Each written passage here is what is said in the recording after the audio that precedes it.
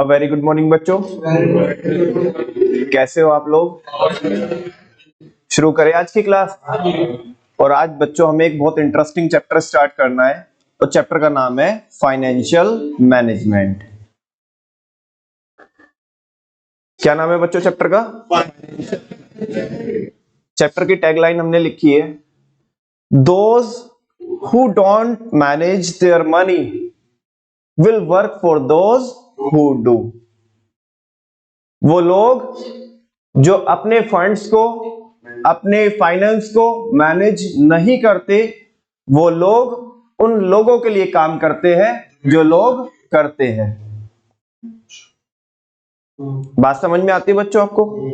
और इस चैप्टर में हमें ऑल टुगेदर डिफरेंट चीजें पढ़नी है। अभी तक हम मैनेजमेंट के बारे में पढ़े थे, मार्केटिंग मैनेजमेंट के बारे में पढ़े थे और कंज्यूमर प्रोटेक्शन के बारे में पढ़े थे। सारे चैप्टर्स अगर आपको याद हो बच्चों, 10 चैप्टर कर चुके हैं हम पूरे बिजनेस स्टडीज में, पार्ट ए और पार्ट बी में मिला करके। पार्ट ए में हमने 8 चैप्टर्स पढ़े हैं और पार्ट बी में अभी तक हमने 2 चैप्टर पढ़े हैं। 2 हमारे रहते हैं, एक हमने चालू कर दिया। नाम अगर आप एक बार बोल के बता दोगे तो वेल एंड गुड, इससे अच्छा कुछ हो नहीं सकता आज मेरे लिए, क्योंकि हम 10 चैप्टर कंप्लीट कर चुके हैं। अगर पार्ट ए की बात करें तो first chapter is nature and significance of, the second one is principles of management, and the third one is business environment and management, and the fourth one is, अब ये जो फोर्थ से है ये POSDC बैक टू बैक चिपक के 5 functions of management है, planning, organising, staffing, directing, controlling. 8 chapter part A में हमारे ऐसे हो जाते हैं जहां पे हमने मैनेजमेंट के बारे में पढ़ा था बच्चों। किसके बारे में पढ़ा था? मैनेजमेंट के। उसके बाद हमने पार्ट बी में जब आए तो हमने कंज्यूमर प्रोटेक्शन पढ़ा और मार्केटिंग मैनेजमेंट हम पढ़ के आए। बहुत बड़ा चैप्टर है, हालांकि ये भी कम बड़ा चैप्टर नहीं है, ये भी काफी लेंथी चैप्टर है, ठीक है ना जी? बिल्कुल। और बच्चों आई एश्योर यू कि आसपास के एरिया में इस चैप्टर को इस लेवल से, जिस लेवल से हम पढ़ने वाले हैं, कोई नहीं पढ़ता, कोई नहीं। ये मैं आपको विश्वास दिलाता हूं। और ये भी मेरा आपको चैलेंज है कि ये वीडियो मैं YouTube पे रिलीज करूंगा पूरी एंटायर YouTube कम्युनिटी में, पूरी YouTube कम्युनिटी में, ठीक है ना? मैं केवल लोकल एरिया की भी बात नहीं कर रहा हूं, पूरी YouTube कम्युनिटी की बात कर रहा हूं कि ये चैप्टर को इस लेवल से, जिस लेवल से हम 12th लेवल पे पढ़ने वाले हैं, जिस हिसाब से इसके फंडामेंटल्स क्लियर करने वाले हैं, कोई नहीं कराएगा। आप पूरी YouTube छान के मारना, तो तब नहीं मिलेगा आपको इतना बड़ा। मैं अभी सामने से बोल रहा हूं, ठीक है ना? और आज तक मैंने आपको बोला भी नहीं है कि कभी इस वीडियो को आप ज्यादा से ज्यादा लोगों तक पहुंचाइएगा, लेकिन ये मेरी गुजारिश रहेगी आपसे कि ये वीडियो रिलीज होने के बाद जितने ज्यादा लोगों तक आप ये शेयर कर सकते हो, ताकि लोगों को पता चले कि हाँ यार, 12th लेवल पे भी फाइनेंशियल मैनेजमेंट ऐसे पढ़ा जा सकता है। तो ये मेरी गुजारिश भी रहेगी आपसे कि ज्यादा से ज्यादा लोगों तक ये वीडियो को ज्यादा पहुंचाए, इस वजह से क्योंकि 12th लेवल पे बच्चों को समझता ही नहीं है कि यार फाइनेंशियल मैनेजमेंट क्या होता है। सारे लोग तो जस्ट, क्योंकि पूरी दुनिया ये दिखाने में लगी है, शो ऑफ करने में लगी है ना? वो इमेच्योर से बच्चों को, 11th 12th के बच्चों को, कि भाई देखिए ये रील है, ये ऐसे कर रहा है, ये ऐसे पैसे खर्च कर रहा है, वैसे खर्च कर रहा है। दैट्स व्हाई मैं कहता हूं कि वो लोग जो अपने फंड्स को मैनेज नहीं करते, वो उनके लिए काम करते हैं जो अपने फंड्स मैनेज करते हैं। तो दैट्स व्हाई उन मासूम से बच्चों को, उन नादान से बच्चों को ये समझते आए कि हमारे को अभी से ही अपने फाइनेंस को, अपने फंड्स को मैनेज करना कितना जरूरी है, ताकि हम अपनी फैमिली के लिए, अपनी सोसाइटी के लिए, अपनी कंट्री के लिए एसेट रहे, ना कि लायबिलिटी।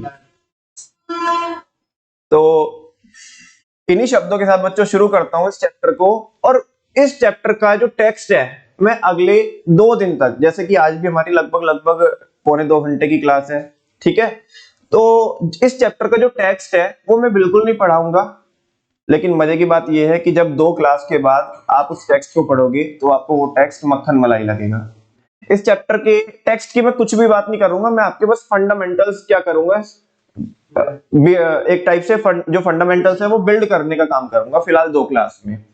और कुछ बच्चों को जो चीजें हम अभी थोड़ी थोड़ी डिस्कस करेंगे ऊपर से, जो अभी शुरुआत में, ठीक है ना, वो आपने कहीं ना कहीं 11th में भी पढ़ी थी। 11th में भी मैंने आपको पढ़ाई थी। एक चैप्टर होता है बिजनेस स्टडीज में ही होता है, फाइनेंस के रिगार्डिंग एक चैप्टर होता है, टाइप्स ऑफ फाइनेंस।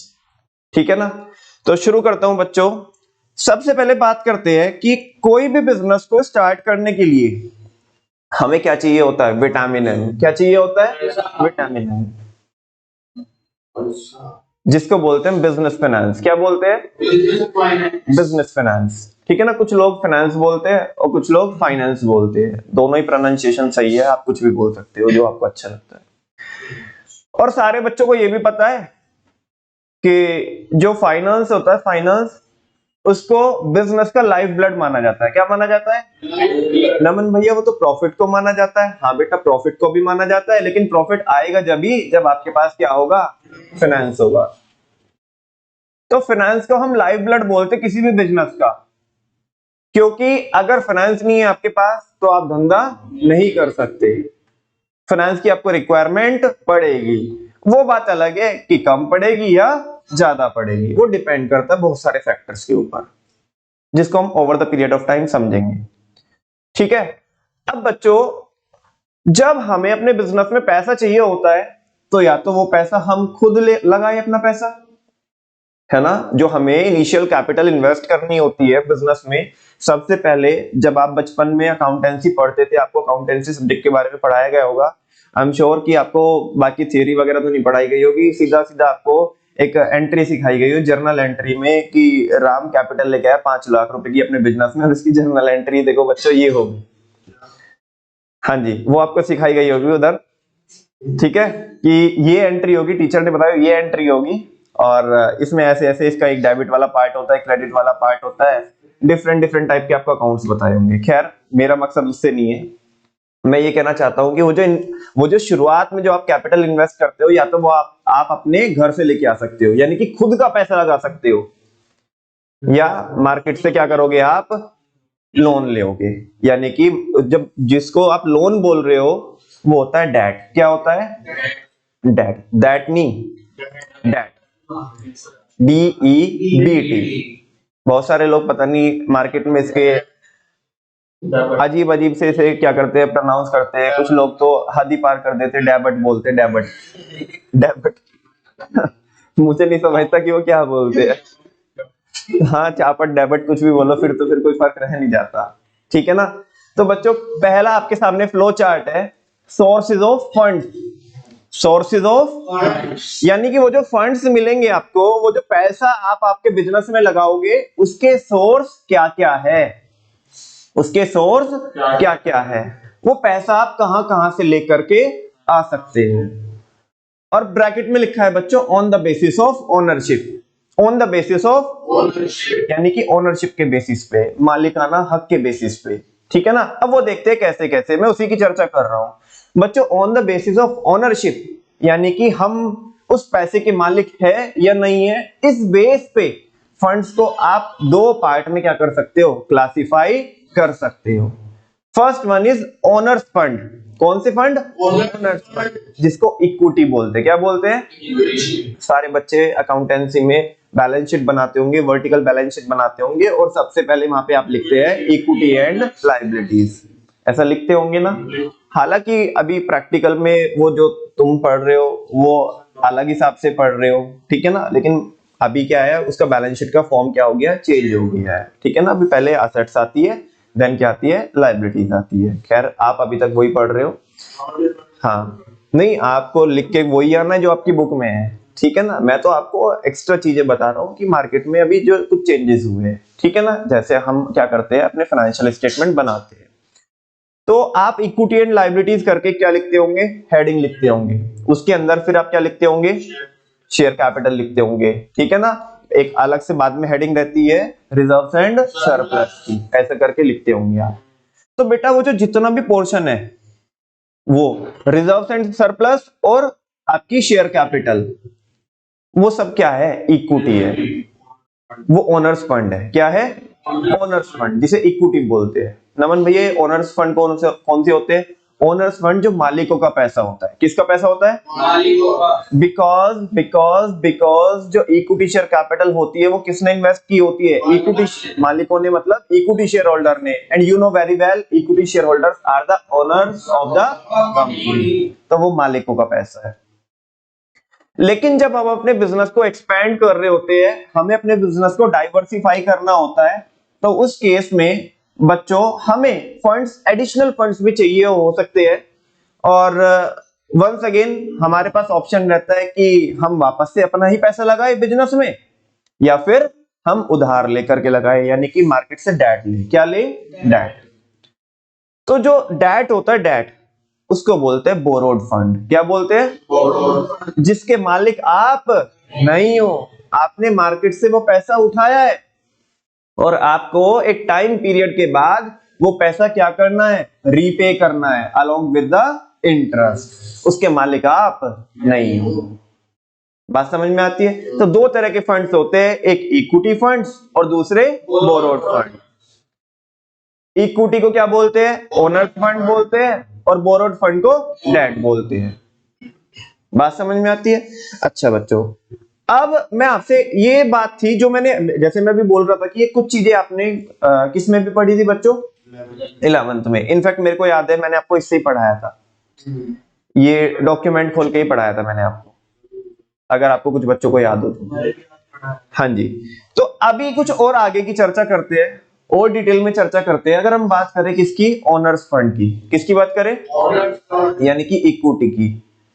तो अब आप मेरे को ये बताना बच्चों कि जो इक्विटी होती है, इक्विटी, क्या इक्विटी की रीपेमेंट होती है? क्या इक्विटी की रीपेमेंट होती है? क्या इक्विटी शेयर कैपिटल की? नहीं, इक्विटी शेयर कैपिटल की रीपेमेंट नहीं होती। वो परमानेंट कैपिटल के जैसा सर्व करती है, से सुनो, और उसको वापस देना होता है हमें केवल और केवल एक सूरत में, जब कंपनी क्या हो रही हो? वाइंड अप हो रही हो, लिक्विडेट हो रही हो। से सुनो, तब हमें क्या करना होता है? वो पैसे को वापस करना होता है, वो भी अगर बचा तो, वो भी अगर बचा तो। Because you know very well, equity share holder owner होते हैं, और ओनर को सब कुछ देने दुआने के बाद मिलता है, अगर बचा तो, और नहीं बचा तो मैं आपको एक सवाल पूछूं क्या? मैं आपको एक सवाल पूछूं क्या? पीछे वाले बच्चों की आवाज नहीं आ रही, मैं आपको एक सवाल पूछूं क्या? जो इक्विटी शेयर कैपिटल होती है बच्चों, इक्विटी शेयर कैपिटल, क्या वो रिस्की होती है या वो नहीं होती है? ये दो चीज है, वो रिस्की होती है या नहीं होती है। एक बारी के लिए मैं आपके सामने से स्क्रीन हटा देता हूं। हाँ जी, मेरा सवाल ध्यान से सुनना। इक्विटी शेयर कैपिटल रिस्की होती है, नहीं होती है? अब इसके भी दो एंगल है। एक तो है व्यू पॉइंट किसका? शेयर होल्डर्स का। किसका है? शेयर होल्डर्स का व्यू पॉइंट है। और एक है कंपनी का view point, from the view point of share holder and from the view point of the company. तो आपको ये बताना है बच्चों कि जो इक्विटी शेयर कैपिटल होती है, रिस्क तो समझते हो आप? रिस्क, हाँ जी, रिस्क समझते हो आप कि ज्यादा खतरा। हाँ, तो अगर मैं बात करूं बच्चे लोगों, शेयर होल्डर के पॉइंट ऑफ व्यू से, मालिकों के पॉइंट ऑफ व्यू से, तो बताओ इक्विटी शेयर, जो इक्विटी शेयर कैपिटल है वो रिस्की है या नहीं है? रिस्की है। Y risky? बिकॉज वो सबसे ज्यादा रिस्क पे है। नमन भैया, ये क्या बात हुई कि वो रिस्क इसलिए है कि वो सबसे ज्यादा रिस्क पे है? इसको इलैबोरेट तो करो। बिकॉज उनको सबसे बाद में मिलेगा, सब कुछ देने दुआने के बाद, एक्सटर्नल लाइबिलिटीज पे करने के बाद, प्रेफरेंस वालों को पे करने के बाद। प्रेफरेंस समझते हो आप? हाँ जी, प्रेफरेंस शेयर होल्डर है ना। ये चीजें तो बहुत बेसिक है, ये तो मैं आपको नहीं बताऊंगा कि प्रेफरेंस शेयर होल्डर कौन होते हैं, प्रेफरेंस शेयर्स क्या होते हैं, ये आप 11th क्लास में पढ़ते हो। लेकिन एक बात तो तय है, क्योंकि उनका नाम ही क्या है? प्रेफरेंस शेयर होल्डर, तो उनको प्रेफरेंस मिलेगा। किससे प्रेफरेंस मिलेगा उन्हें? इक्विटी से, यानी कि पहले उन्हें मिलेगा। अच्छा, क्या प्रेफरेंस वालों को लायबिलिटी से पहले पे करना होगा क्या हमें, जो एक्सटर्नल लायबिलिटी होती है? नहीं, उसके बाद। वैसे एक बात बता दूं बच्चों आपको, आजकल तो प्रेफरेंस शेयर्स इशू ही नहीं होते। और मजे की बात यह है कि प्रेफरेंस शेयर्स को क्या ही नहीं माना जाता है, इक्विटी का कंपोनेंट माना ही नहीं जाता, वो लायबिलिटी का कंपोनेंट होता है। अब ये बातें आपको समझ में नहीं आएगी, ये बहुत ऊपर लेवल की बातें हैं, ठीक है ना। ये जो चीज मैं बोल रहा हूँ, एक इंडियन अकाउंटिंग स्टैंडर्ड होता है, Indian accounting standard 109 financial instrument, वो बात करता है, वो अकाउंटिंग की बात करता है, जो लिस्टेड कंपनीज होती है जिनकी नेटवर्थ 250 करोड़ से ज्यादा होती है, तो उनके ऊपर क्या लगते हैं बच्चों, इंडियन अकाउंटिंग स्टैंडर्ड लगते हैं, वो उनकी अकाउंटिंग की बात करता है। तो वो जो प्रेफरेंस शेयर कैपिटल होती है बेसिकली वो इक्विटी का कंपोनेंट होता ही नहीं है, वो किसका कंपोनेंट होता है, वो लाइबिलिटी का कंपोनेंट होता है, ठीक है ना। और कई केस में एक होते हैं हाइब्रिड ऑप्शंस होते हैं जहां पे कुछ पार्ट इक्विटी का होता है और कुछ पार्ट लाइबिलिटी का होता है। खैर उसमें नहीं जा रहे हम, मैं आपको कंफ्यूज बिल्कुल नहीं करूंगा। मैं आपको बस जस्ट ये पूछना चाहता हूं कि जो इक्विटी शेयर कैपिटल होती है, come to the point, equity जो शेयर कैपिटल होती है वो शेयर होल्डर के पॉइंट ऑफ व्यू से रिस्की इसलिए होती है बिकॉज इक्विटी शेयर होल्डर को सबसे बाद में मिलता है, वो भी अगर बचा तो। मतलब आम जिंदगी में उसकी बात कर रहा हूं डिविडेंड की, बिकॉज इक्विटी शेयर होल्डर पे, इक्विटी शेयर होल्डर को इक्विटी शेयर कैपिटल पे क्या मिलता है, डिविडेंड मिलता है। तो डिविडेंड सबसे पहले नहीं मिलता उन्हें, सबसे बाद में मिलता है अगर बचा तो, और पैसा तो कभी उनका वापस होता नहीं है। अब तुम देखो भाई, इक्विटी शेयर होल्डर जो है उन्होंने पैसा लगाया, वो पैसा तो उन्हें वापस मिलेगा नहीं। अब तुम बोलोगे नमन भैया मार्केट में तो लोग क्या करते हैं, डीलिंग तो करते हैं, आज मैंने कोई कंपनी के शेयर परचेज कर लिए कल मैं बेच सकता हूँ। हाँ बेटा वो भी एक कॉन्सेप्ट है, वो नेक्स्ट चैप्टर में पढ़ेंगे हम, वो प्राइमरी और सेकेंडरी मार्केट का चैप्टर है, वो अभी यहाँ पे उसमें मतलब उसमें उसके झमेले में मत पड़ना। कंपनी जो पैसा क्या करती है, रिटर्न करती है, वो आपको आम जिंदगी में नहीं करती, वो कब करती है, वाइंडिंग अप के टाइम पे करती है, जब कंपनी लिक्विडेट हो रही होती है, वो भी अगर बचा तो इक्विटी शेयर होल्डर वालों ने जो पैसा लगाया, कंपनी वो पैसा वापस नहीं देगी, ये रिस्क है। और अगर देगी भी तो लिक्विडेशन के टाइम पे देगी, ये और ज्यादा रिस्क है कि सबसे बाद में मिलेगा, और मिलेगा भी तब अगर बचा तो, ये और से ज्यादा रिस्क है। अगर आम जिंदगी में बात करें किसकी, डिविडेंड की, किसकी बात करें, डिविडेंड की, तो डिविडेंड भी उन्हें सबसे बाद में मिलेगा। पहले इंटरेस्ट मिलेगा लोगों को जिनसे हमने उधार लिया है, खर्चे वर्चे पे करेंगे अपने, प्रेफरेंस वालों को मिल जाएगा, देन सबसे बाद में अगर बचा तो, डिविडेंड भी बता रहा हूं, अगर बचा तो कंपनी के पास प्रॉफिट, तो वो किसको मिलेगा, इक्विटी वालों को। लेकिन सारे बच्चे जानते हैं, ये बात तो तय हो चुकी है कि इक्विटी वालों के एंगल से, जो शेयर होल्डर होते हैं, शेयर होल्डर के एंगल से इक्विटी शेयर कैपिटल सबसे ज्यादा क्या होती है, रिस्की होती है। क्या होती है, रिस्की। लेकिन आपने बिल्कुल सही बोल रहे हो, ये बच्चा बोल रहा है कि रिस्क है तो इश्क है, ये तो खैर कहने की बातें है, लेकिन हम एक चीज बोलते हैं, greater the risk more is the reward. जितना ज्यादा रिस्क होगा उतना ही ज्यादा रिवॉर्ड। इक्विटी वालों को रिस्क है कि पता नहीं हमारे को डिविडेंड मिलेगा या, लेकिन एक बात बता दूं बच्चों आपको, अगर मिलेगा ना तो हाँ, बिकॉज रिस्क क्या है, ज्यादा है, अगर मिलेगा तो भर भर के मिलेगा। बिकॉज सब कुछ देने दुआने के बाद जो अल्टीमेटली जो पैसा बचा है, ध्यान से सुनना मेरे शब्द, ये बाद में जब मैं लिंक करूंगा ना तो आपको बताना पड़ेगा, ठीक है ना। जो सब कुछ बचा है बाद में, जो भी कंपनी के पास पैसा बचा है, वो सब है किसका, शेयर होल्डर्स का। किसका है, इक्विटी शेयर होल्डर्स का है, ठीक है ना। तो ज्यादा रिस्क है तो फिर ज्यादा प्रॉफिट भी है ना, इश्क हो या ना हो, लेकिन ज्यादा प्रॉफिट तो हो गई है अगर रिस्क है तो, और होने को लॉस भी हो सकता है, तभी तो रिस्क है, ठीक है। अच्छा, लेकिन अगर बच्चों मैं अगर आपको ये पूछूं कि इक्विटी शेयर कैपिटल कंपनी के पॉइंट ऑफ व्यू से रिस्की है या नहीं है, कंपनी के लिए रिस्की है या नहीं है, रिस्की नहीं है। क्यों नहीं है रिस्की, कंपनी को कौन सा पैसा वापस करना है, एक बार उन्होंने पैसा लगाया तो लगाया, अब चाहे लॉस, अभी सुनो ना, लॉस भी हो गया कंपनी को, सारी कैपिटल डूब गई, सारी कैपिटल डूब गई, तो कौन सा कंपनी को उसे क्या करना है, वापस करना है, बिकॉज उन्हें तो वापस तभी करना है कि अगर बचा तो, वो भी लिक्विडेशन के टाइम पे, तो कंपनी को कोई रिस्क है ही नहीं है।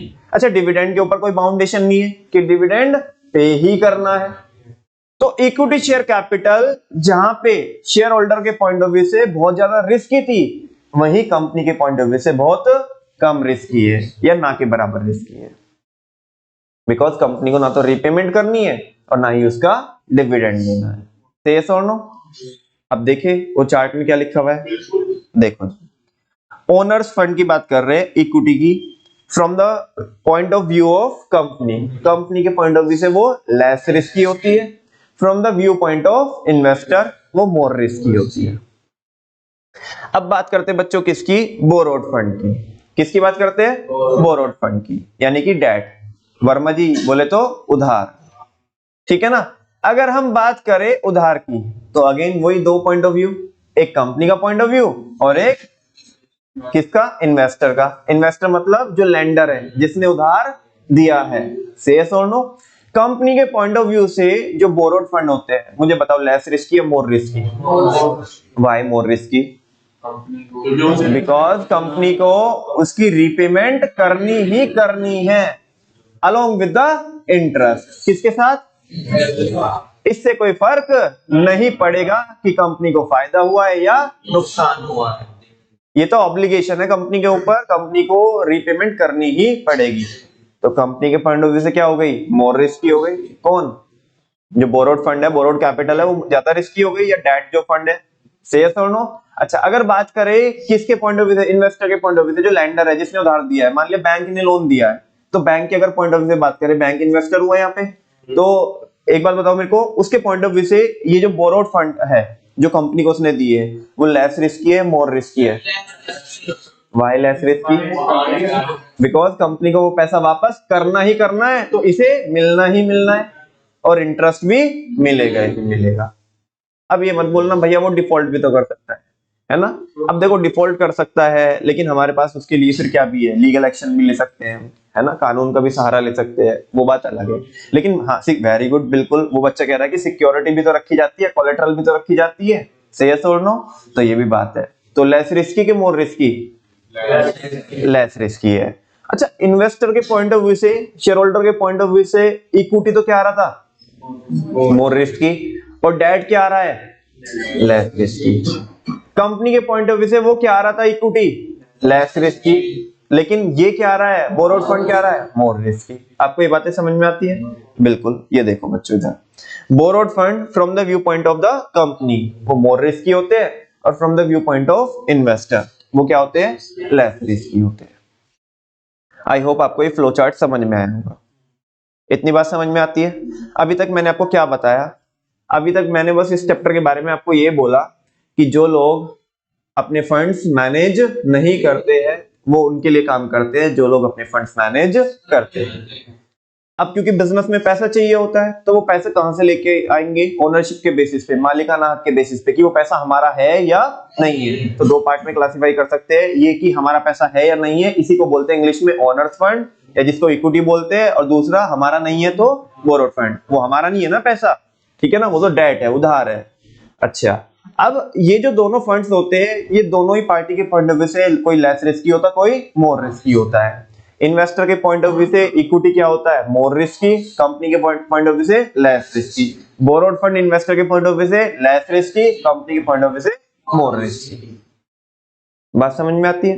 नेक्स्ट बच्चों, अब ये जो सोर्सेज ऑफ फंड्स है, ये अभी तक तो बच्चों हमने ओनरशिप के बेसिस पे पढ़े थे। किसके बेसिस पे? ओनरशिप के बेसिस पे, मालिकाना हक के बेसिस पे, ठीक है ना। अभी सोर्सेज ऑफ फंड्स जो होते हैं बच्चों, वो टाइम के बेसिस पे हम पढ़ेंगे। किसके बेसिस पे? टाइम के बेसिस पे। बच्चों वैसे तो क्या होते हैं, तीन तरह के फंड्स होते हैं टाइम के बेसिस पे। एक तो शॉर्ट टर्म फंड्स, या जिसको आप शॉर्ट टर्म फाइनेंस भी बोल सकते हो, दूसरा मीडियम टर्म फाइनेंस, और तीसरा लॉन्ग टर्म फाइनेंस। एक्चुअल में क्या होता है वो भी बता देता हूं, फिलहाल जो मेरे को जितना समझाना है वो भी मैं आपको बताऊंगा। जो पैसा आपको एक साल के अंदर अंदर क्या करना है? रीपे करना है। जो पैसा आपको एक साल के अंदर अंदर रीपे करना है, वो होता है शॉर्ट टर्म फाइनेंस। क्या होता है? और सारे बच्चों को ये बात पता है, आप अकाउंटेंसी के ज्ञान के देवी और देवता यहाँ पे बैठे हैं, सारे बच्चों को पता है जो पैसा हमें एक साल के अंदर अंदर चुकाना है उसको बोलते हैं करंट लायबिलिटीज। Very good. क्या बोलते हैं? Current liabilities. अच्छा, जो पैसा एक साल के बाद और 5 साल तक आपको चुकाना है, वो होता है मीडियम टर्म फाइनेंस। क्या होता है? Medium term finance. और जो पैसा आपको 5 साल के बाद चुकाना है, जो लॉन्ग टर्म लोन्स होते हैं, वो होता है लॉन्ग टर्म फाइनेंस। क्या होता है? Long term finance. लेकिन अभी इस चीज को सिंपल रखते हैं बच्चों, और ये तो प्रैक्टिकली जो होता है मैंने आपको वो बता दिया, लेकिन अब थोड़ा सा इसको नैरो करके चीजें समझते हैं, ताकि हमारे को जितना समझना है हमारा उतना काम बन जाए। हम ये बोलेंगे कि जो पैसा आपको 1 साल के अंदर अंदर चुकाना है वो तो होता है शॉर्ट टर्म, और जो 1 साल के बाद चुकाना है वो होता है long term. Keep it simple, ठीक है ना। कहने का मतलब ये है कि हमने शॉर्ट टर्म को किस में मर्ज कर दिया, सॉरी मीडियम टर्म को किस में मर्ज कर दिया, लॉन्ग टर्म में मर्ज कर दिया। हालांकि आप उसका भी बाइफर्केशन कर सकते हो जो मैंने आपको शुरू में बताया। बात समझ में आ रही है? अच्छा, तो देखो बच्चों, शॉर्ट टर्म फाइनेंस ये मैं बता चुका हूं आपको, जिसकी रिपेमेंट आपको 1 साल के अंदर अंदर करनी है। लॉन्ग टर्म फाइनेंस कौन, जिसकी रिपेमेंट आपको 1 साल के बाद करनी है। हाँ जी, अब ध्यान से सुनना बच्चों, इतना देखो। हाँ जी, नीचे तो फिर गड़बड़ हो जाएगी, तुम देख के बोलोगे, चीजें समझ में नहीं आएगी, ठीक है। हाँ जी, अब ध्यान से सुनना बच्चों, मैंने पैसा उठाया मार्केट से शॉर्ट टर्म के लिए, इसका मतलब क्या हुआ, थोड़ा मेरे को बता दो। यानी कि इसकी रिपेमेंट मेरे को 1 साल के अंदर अंदर करनी है ना, ये करंट लायबिलिटी है। बच्चों मार्केट से शॉर्ट टर्म से पैसा उठा करके, वंश मार्केट से पैसा शॉर्ट टर्म से उठा करके क्या मैं लॉन्ग टर्म इन्वेस्टमेंट कर सकता हूं? पहले मैं बता दूं आपको लॉन्ग टर्म इन्वेस्टमेंट क्या होती है, शॉर्ट टर्म इन्वेस्टमेंट क्या होती है, देन फिर आप अच्छे से समझिएगा, देन फिर जवाब दीजिएगा। हालांकि आप जवाब जो है दे चुके हैं, है ना, बहुत अच्छा खेल रहे हैं आप। खैर फिर भी मैं अपनी ड्यूटी पूरी करता हूं। लॉन्ग टर्म इन्वेस्टमेंट वो होती है कि पैसा आपने ऐसी जगह लगाया है जहां से पैसा आपको 1 साल के बाद आएगा, 1 साल के बाद आएगा पैसा, यानी कि वो जो पैसा आपको रिकवर होगा वो 1 साल के बाद होगा। हालांकि जो ऐसे इसमें भी वो रह सकता है, वही मीडियम टर्म और लॉन्ग टर्म वाला चक्कर इसमें भी रह सकता है, लेकिन फिर भी कीप इट सिंपल। हाँ जी, जो पैसा आपको 1 साल के अंदर अंदर रियलाइज हो जाएगा, जो पैसा आपको 1 साल के अंदर अंदर रियलाइज हो जाएगा, वो होती है आपकी शॉर्ट टर्म इन्वेस्टमेंट। क्या होती है ये, जिसको आप क्या भी बोल सकते हो, करंट एसेट्स बोल सकते हो। क्या बोल सकते हो? Current assets. और लॉन्ग टर्म इन्वेस्टमेंट को आप नॉन करंट एसेट्स बोल सकते हो, ठीक है ना। Very good, non current investment. तो अभी अगर मैं बात करूं बच्चों, जैसे कि अगर मैं शॉर्ट टर्म की बात करूं, तो शॉर्ट टर्म की इन्वेस्टमेंट जो होती है, एक दो एग्जांपल दे सकते हो उसका? वेरी गुड, जैसे शॉर्ट टर्म इन्वेस्टमेंट, चलो यही, ये तो भूपेंद्र जोगी वाली बात कर दी आपने। चलो वेरी गुड। हाँ जी, short provision, short term provision, वो प्रोविजन असेट्स होती है। बेटा नाम डुबोएगा क्या अकाउंट्स वालों का? एक वेरी गुड, ये बच्चा बोल रहा है 1 साल की हमने क्या करा ली, एफडी करा ली। चलो, और मैं आपको जिन पे आपका ध्यान नहीं जा रहा है वो मैं बताता हूँ। कुछ बोल रहे हो? गोल्ड, चलो गोल्ड में इन्वेस्टमेंट कर लिया, वेरी गुड। हाँ जी, ऐसे बहुत सारी, ये सारी असेट्स आ गई, ठीक है ना। हाँ जी बिल्कुल, कोई पीतल तांबा सब बोलो जी, ठीक है ना, सब चलता है। हाँ, बिल्कुल। क्या डेटर शॉर्ट टर्म इन्वेस्टमेंट नहीं है? हाँ जी, क्या डेटर शॉर्ट टर्म इन्वेस्टमेंट नहीं है? क्यों है debtor short term investment? Because क्योंकि वो करंट असेट्स होती है और उनसे पैसा हमें 1 साल के अंदर अंदर मिल ही जाना है, ठीक है ना। से यस और नो? क्या स्टॉक आपकी करंट इन्वेस्टमेंट नहीं है, इन्वेंट्री? हाँ जी, इन पे तो तुम्हारा ध्यान गया नहीं है, इधर उधर की बातें बता रहे हो। हाँ जी, जो रॉ मटेरियल है, जो WIP है, जो फिनिश्ड गुड्स है, जिसका स्टॉक लगा हुआ है आपके यहाँ पे, क्या वो करंट इन्वेस्टमेंट नहीं है आपकी? क्या वो शॉर्ट टर्म इन्वेस्टमेंट नहीं है? बिकॉज वो पैसा, वो आप माल बेच करके 1 साल में बेच करके उसे कैश में क्या कर लेंगे, कन्वर्ट कर लेंगे। से यस और नो? बात समझ में आती है ना? तो ये शॉर्ट टर्म इन्वेस्टमेंट है। अच्छा, लॉन्ग टर्म इन्वेस्टमेंट कौन सी है? जैसे आपने किसी को लोन दे दिया, लोन लिया नहीं, लोन दे दिया, वो भी 5 साल से ज्यादा के लिए या 1 साल से ज्यादा के लिए, क्योंकि मैं मीडियम टर्म इन्वेस्टमेंट को भी लॉन्ग टर्म में ही कवर कर ले रहा हूँ उसे सिंपल रखने के लिए, ठीक है ना। तो अभी वो बंदा आपको पैसा कब देगा? 1 साल के बाद देगा। तो आपकी तो वो क्या हो गई, इन्वेस्टमेंट हो गई ना, लेकिन शॉर्ट टर्म नहीं है, लॉन्ग टर्म इन्वेस्टमेंट है। अच्छा, फर्नीचर में पैसा इन्वेस्ट करना लॉन्ग टर्म इन्वेस्टमेंट है। क्या है? लॉन्ग टर्म इन्वेस्टमेंट है, very good. Land and building में पैसा इन्वेस्ट करना शॉर्ट टर्म है कि लॉन्ग टर्म है? लॉन्ग टर्म है। बात समझ में आ रही है आपको? चलो, अब आपको शॉर्ट टर्म इन्वेस्टमेंट पता चल गई, लॉन्ग टर्म इन्वेस्टमेंट पता चल गई, उसके एग्जांपल भी पता चल गए। अब हमारा सवाल ये है और कोई डिस्क्लोज नहीं करेगा, हाथ उठाएंगे आप। क्या शॉर्ट टर्म फाइनेंस से लॉन्ग टर्म इन्वेस्टमेंट की जा सकती है क्या? Raise your hand. पूरी क्लास, अरे वाह, वेरी गुड। चलो जी, और चालू करेंगे हम वंश से। उसका पेमेंट भी तो करना। आप हाँ या ना में जवाब दीजिए। शॉर्ट टर्म फाइनेंस से लॉन्ग टर्म इन्वेस्टमेंट की जा सकती है? नहीं, अभी तो हाँ बोले थे आप। नहीं, वो गलती हो गई थी। हाँ जी, नहीं की जा सकती। चैन साहब, की जा सकती है, नहीं की जा सकती है, नहीं की जा सकती है, नहीं नहीं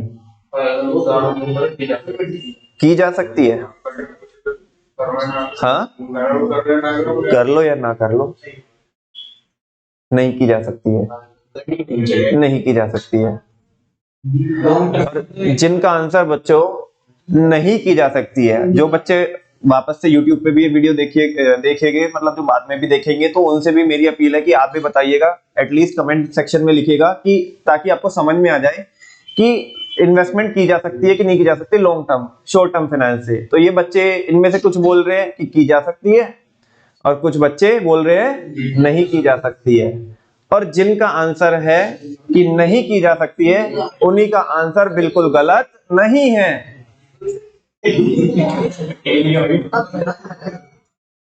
बाकी दो बच्चों के लिए आप कर सकते हो मोए मोए।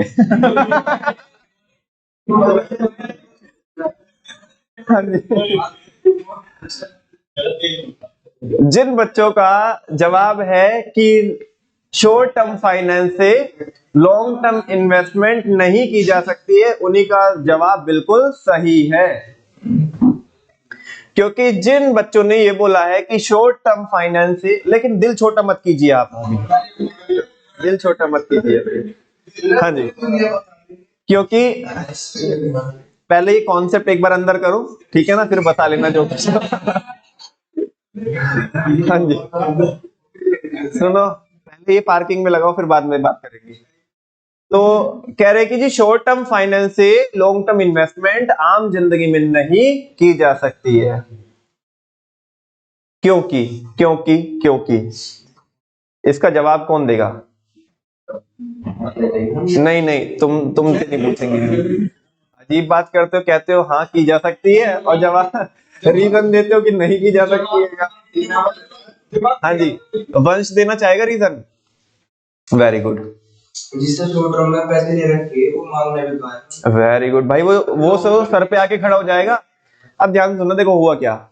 मान लिया आपने किसी से उधार लिया, भाई 6-7 महीने में दे दूंगा यार, 6-7 महीने के लिए पैसा दे दे, 1 साल में ले लिए, ठीक है ना। और उससे पैसे ला करके तुमने वो 5 करोड़ रुपए ला करके उससे ना लैंड एंड बिल्डिंग खरीद ली। धंधे के लिए क्या खरीद ली? Land and building. अब होगा यूं कि अभी तो तुम वो कंस्ट्रक्ट ही करा रहे हो या खरीद रहे हो, चीजें क्या कर रहे हो, अभी सेट कर रहे हो, ठीक है ना, धंधा भी चालू नहीं हुआ। तुमने 1 साल हो गया, वो बच्चा सही पहचान गया कि 1 साल हो गया, वो तो तुम्हारी छाती पे आके खड़ा हो जाएगा, तुम्हारे सर पे आके खड़ा हो जाएगा, क्योंकि तुमने तो बोला था कि 1 साल के लिए क्या चाहिए, उधार चाहिए। अभी तुमने इन्वेस्टमेंट पागलपंती में आकर के तुमने इन्वेस्टमेंट कर दी लॉन्ग टर्म में, शॉर्ट टर्म फाइनेंस से लॉन्ग टर्म में तुमने क्या कर दी? इन्वेस्टमेंट कर दी। तो वो तो पैसा मांगने आ गया, और तुम्हारा धंधा भी चालू। बताओ कहां से दोगे उसे? किडनी बेचोगे क्या? हाँ जी, वो बच्चा कह रहा है गूगल पे कर देंगे, उसके कान में कह रहा है। हाँ जी बेटा, आपकी इंफॉर्मेशन के लिए बता दूं, गूगल पे भी फेल हो जाएगी, 5 करोड़ की अमाउंट नहीं होगी। हाँ जी, कहाँ कहाँ तक आप गूगल पे करोगे? 5 करोड़ की गूगल पे कब तक करोगे? हाँ, मैं वही तो कह रहा हूँ, क्योंकि पार्ट पार्ट में ट्रांजेक्शन होगी, एक बार तो होगी नहीं ट्रांजेक्शन, क्योंकि गूगल पे उतना अलाउ नहीं करेगा, यूपीआई इतना अलाउ नहीं करेगा। क्या सारी जिंदगी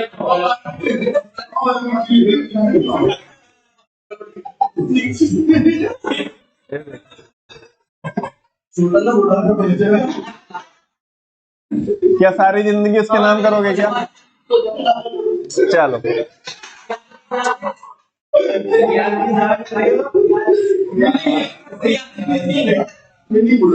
अभी अगर कॉन्सेप्ट अगर सेट हो गया हो तो आगे चर्चा कर सकते हैं।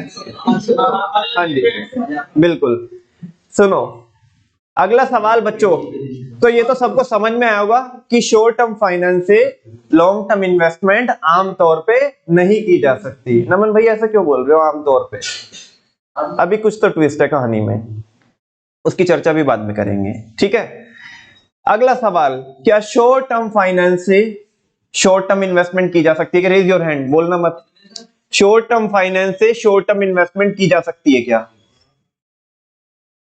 भाई साहब आयुष कुमार, करी जा सकती है। जैन साहब पीछे, करी जा सकती है। मानवी, की जा सकती है। और चलो वर्मा जी आप बताओ, की जा सकती है। जैन साहब, बाकी सब बच्चों का क्या व्यू है? सब बच्चे इनके साथ जाना चाहते हैं? नहीं कहीं मत जाना, यहीं बैठे रहना। लेकिन इनसे एग्री करते हो कि नहीं करते हो?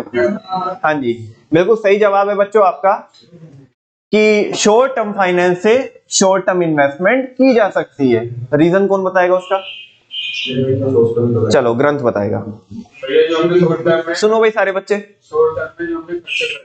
शॉर्ट टर्म जो हमने फाइनेंस लेके आए हैं, हाँ हाँ,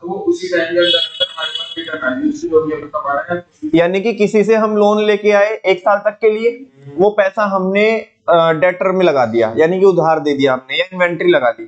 तो ठीक है, इन्वेंट्री 1 साल के अंदर अंदर कैश में रियलाइज हो जाएगी, या डेटर से पैसा आ जाएगा। 1 साल के अंदर अंदर पैसा हमारी जहां पे हमने इन्वेस्ट किया था वहां से आ जाना है, और 1 साल के अंदर अंदर ही हमें क्या करना है? पे करना है। तो क्या कर देंगे हम? शॉर्ट टर्म फाइनेंस से शॉर्ट टर्म इन्वेस्टमेंट कर देंगे, वो प्रेफरेबल है। बात समझ में आ रही है? ये देखो अब नीचे बच्चों, शॉर्ट टर्म फाइनेंस से लॉन्ग टर्म इन्वेस्टमेंट। अभी सुनो, मैं पहले बता दूं, जो बच्चा इन फ्लो चार्ट को केवल जस्ट सेल्फ स्टडी के लिए देखेगा, मतलब सेल्फ स्टडी करेगा, तो उसे समझ में नहीं आएगा ये चल क्या रहा है।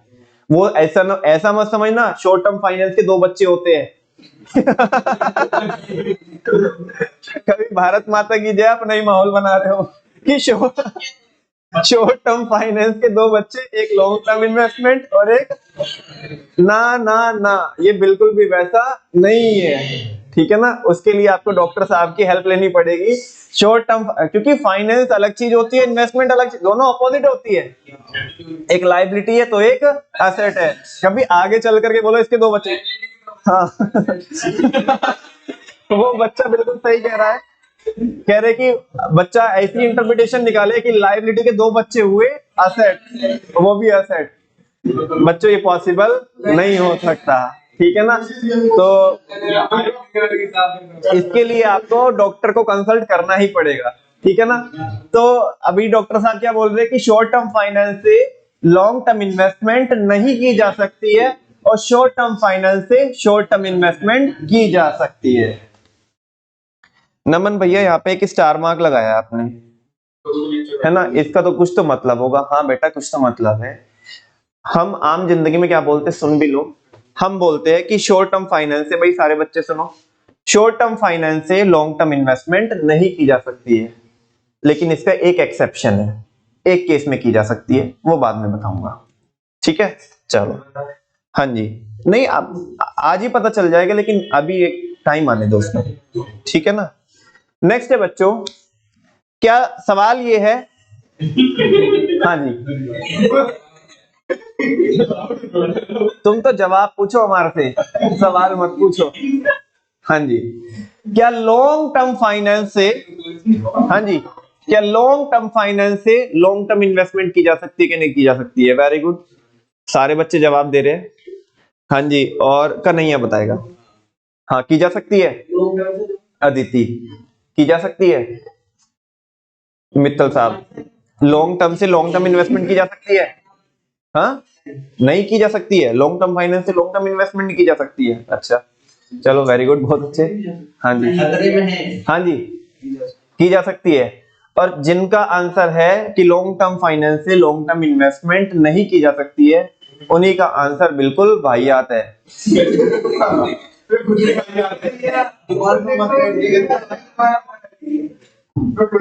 और जिनका आंसर है कि लॉन्ग टर्म फाइनेंस से लॉन्ग टर्म इन्वेस्टमेंट की जा सकती है, वे ही बच्चे बिल्कुल सही है। हाँ जी, मानवी बता रही है, मानवी बोल रही है भैया रीजन मेरे से पूछना आप। हाँ जी, तो बिल्कुल प्लीज आप बताइएगा। हाँ, एक साल से ज्यादा के लिए करेंगे तो जब हमारे पास आएगा तो पे कर बिल्कुल कोई दिक्कत वाली बात नहीं है कि जब हमारे पास पैसा आएगा हम तब क्या कर देंगे, रीपे कर देंगे, क्योंकि लॉन्ग टर्म के लिए पैसा उठाया, लॉन्ग टर्म में हमने क्या किए। लेकिन बच्चों एक चीज आपको बताना चाहता हूँ, कुछ बच्चों के माइंड में आ रहा होगा, शायद एक सवाल आ रहा होगा, तो आप ही के बिहाफ पे क्वेश्चन पुट अप करके उसी के जवाब दे देता हूँ। ऐसा मत करना कि पैसा उठाओ 3 साल के लिए और इन्वेस्ट कर दो 4 साल के लिए, ये फिर वही वाली प्रॉब्लम अराइज हो जाएगी कि वो 3 साल में तुम्हारे सर पे आके खड़ा हो जाएगा और फिर तुम पैसा कहां से दोगे। ठीक है ना, टाइम मैच होना चाहिए। क्या होना चाहिए, टाइम मैच होना चाहिए। और एटलीस्ट जब आप अपने फाइनेंस को मैनेज करने की बात करते हो तो इतनी रेशनैलिटी मैं समझता हूँ कि किसी एक इंसान के अंदर होगी कि वो जितने टाइम के लिए पैसा उठाएगा उतने के लिए इन्वेस्ट करेगा, या ऐसा करेगा कि जो इन्वेस्टमेंट से रिकवर हो जाने वाला है वो थोड़ा पहले हो जाने वाला है। ऐसा भी मत करना बहुत पहले रिकवर करके बैठ जाओ और पैसा देना है बाद में, फिर भी दिक्कत हो। अच्छा उसमें क्या दिक्कत होगी, रुको अभी कोई नहीं बोलेगा। इन्वेस्टमेंट कर दी तुमने, हाँ जी, चलो उसी के साथ साथ बच्चों, चलो पहले पूछ ही लेता हूँ यार आपसे, अदरवाइज ना अगले नहीं कंफ्यूज नहीं। बात ये है कि तुम्हारे से पूछनी है चीजें या मुझे बतानी है। अगर मेरे से सुननी है तो मैं भी बोल देता हूँ, और लेकिन अगर आपको पार्टिसिपेट करना है तो पहले सवाल पूछा जाएगा, ठीक है ना। चलो, क्योंकि जो मैं अभी बताने वाला था मेरे को अचानक से याद आया कि वो तो अगला ही मेरा क्या है सवाल है, तो उसी के साथ साथ वो चीजें क्लियर हो जाएगी तो बहुत अच्छी बात है। क्योंकि मैं बताऊं वो अच्छा नहीं है, आप पार्टिसिपेट करो एटलीस्ट इस चैप्टर में तो वो बहुत अच्छा है। ठीक है, हाँ जी, सवाल ये है क्योंकि मैं भी बोल रहा था कि ऐसा भी नहीं होना चाहिए कि आप रिकवर बहुत पहले करके बैठ गए और पैसा बाद में चुकाना है, तो हालांकि जवाब आ ही गया, लेकिन फिर भी सवाल पूछना एक टीचर की फितरत होती है। और मैं पूछूंगा कि लॉन्ग टर्म फाइनेंस से क्या शॉर्ट टर्म इन्वेस्टमेंट की जा सकती है या नहीं की जा सकती है। हाँ जी, बहुत अच्छा खेल रहे हो बच्चों, की तो जा सकती है लेकिन प्रेफर नहीं करेंगे। लॉन्ग टर्म फाइनेंस से शॉर्ट टर्म इन्वेस्टमेंट की तो जा सकती है लेकिन प्रेफर नहीं करेंगे हम। क्यों नहीं करेंगे प्रेफर, अदिति बताएगी। हाँ, ताकि हमें रिटर्न ज्यादा आए। और अगर इसका वाइस वर्सा सिचुएशन कर दी हमने, एक बार के लिए सोच लेते हैं कि हमने लोन तो ले लिया 4 साल के लिए और उसे उधार बांट दिया हमने या इन्वेंट्री लगा ली, हाँ जी, शॉर्ट टर्म इन्वेस्टमेंट कर दी, तो अब बताओ क्या होगा। रिटर्न तो पहले ही आ जाएगी। जिस चीज के लिए हमने लिया था लोन, वो तो हमें वो मकसद तो हमारा अभी शॉर्ट टर्म में पूरा हो गया, और लोन कब रीपे करना है, लॉन्ग टर्म में। लेट्स सपोज हमारे को 1 साल के अंदर अंदर हमारी इन्वेस्टमेंट रिकवर हो गई और लोन रीपे करना है कब, 4 साल में। तो बाकी अभी और अभी के पास, अभी के टाइम पे मेरे पास ऐसा कोई ऑप्शन नहीं है कि मैं उस पैसे को वापस से रीइन्वेस्ट कर दूं, तो क्या प्रॉब्लम अराइज होगी। मतलब ना आएगा ना, यानी कि आप ये कहना चाहते हो कि बस अब कुछ नुकसान नहीं होगा। नहीं, नुकसान हो सकता है या होगा, दो चीजें है। होगा, क्या नुकसान होगा। अगर मतलब पैसा तो जनरेट नहीं होगा, पैसा तो जनरेट नहीं होगा तो वो भी तो एक नुकसान ही है। आप बोल रहे हो अपॉर्चुनिटी कॉस्ट आएगी। इस आपने आधी टच कर दी, आधा स्टेटमेंट बोल दिया, लेकिन वर्मा जी कुछ बोल रहे थे। Interest, very good. हाँ, क्या बोला।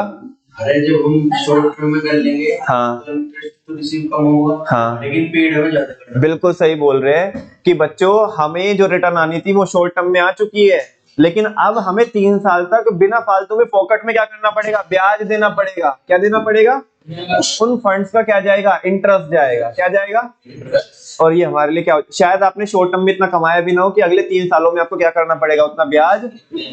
तो देखो सवाल ये था कि लॉन्ग टर्म फाइनेंस से शॉर्ट टर्म इन्वेस्टमेंट की जा सकती है या नहीं की तो जा सकती है लेकिन प्रेफर नहीं। इसके लिए कैलकुलेशन करके देखेंगे। क्या देखेंगे, अगर मान लिया 1 साल में इतनी अनाप शनाप क्या आ रही है, रिटर्न आ रही है कि 3 साल का जो हमें ब्याज देना है वो भी हो जाएगा, वो भी मैनेज कर लेंगे, तो फिर प्रेफरेबल है, फिर तो कर लेंगे, अदरवाइज नहीं। आम जिंदगी में नहीं करते, आम जिंदगी में लॉन्ग टर्म से शॉर्ट टर्म इन्वेस्टमेंट नहीं करते, कर सकते हैं अगर प्रॉफिटेबल हो।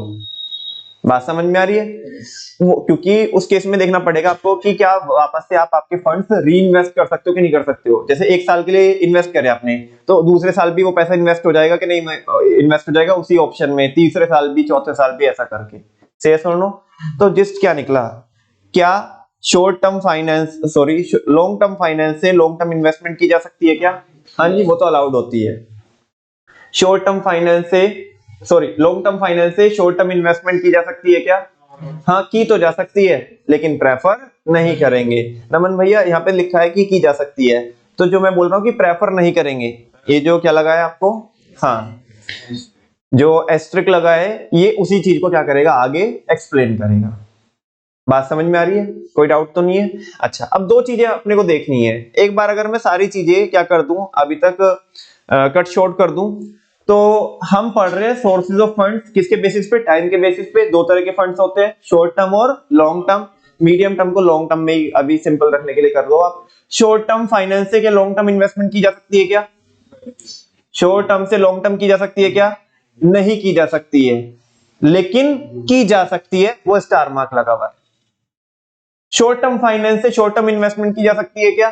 हाँ जी, की जा सकती है, वो तो बनी ही उसी के लिए है। लॉन्ग टर्म फाइनेंस से लॉन्ग टर्म इन्वेस्टमेंट की जा सकती है, वो तो बनी ही उसी के लिए है। लॉन्ग टर्म फाइनेंस से शॉर्ट टर्म इन्वेस्टमेंट की जा सकती है क्या?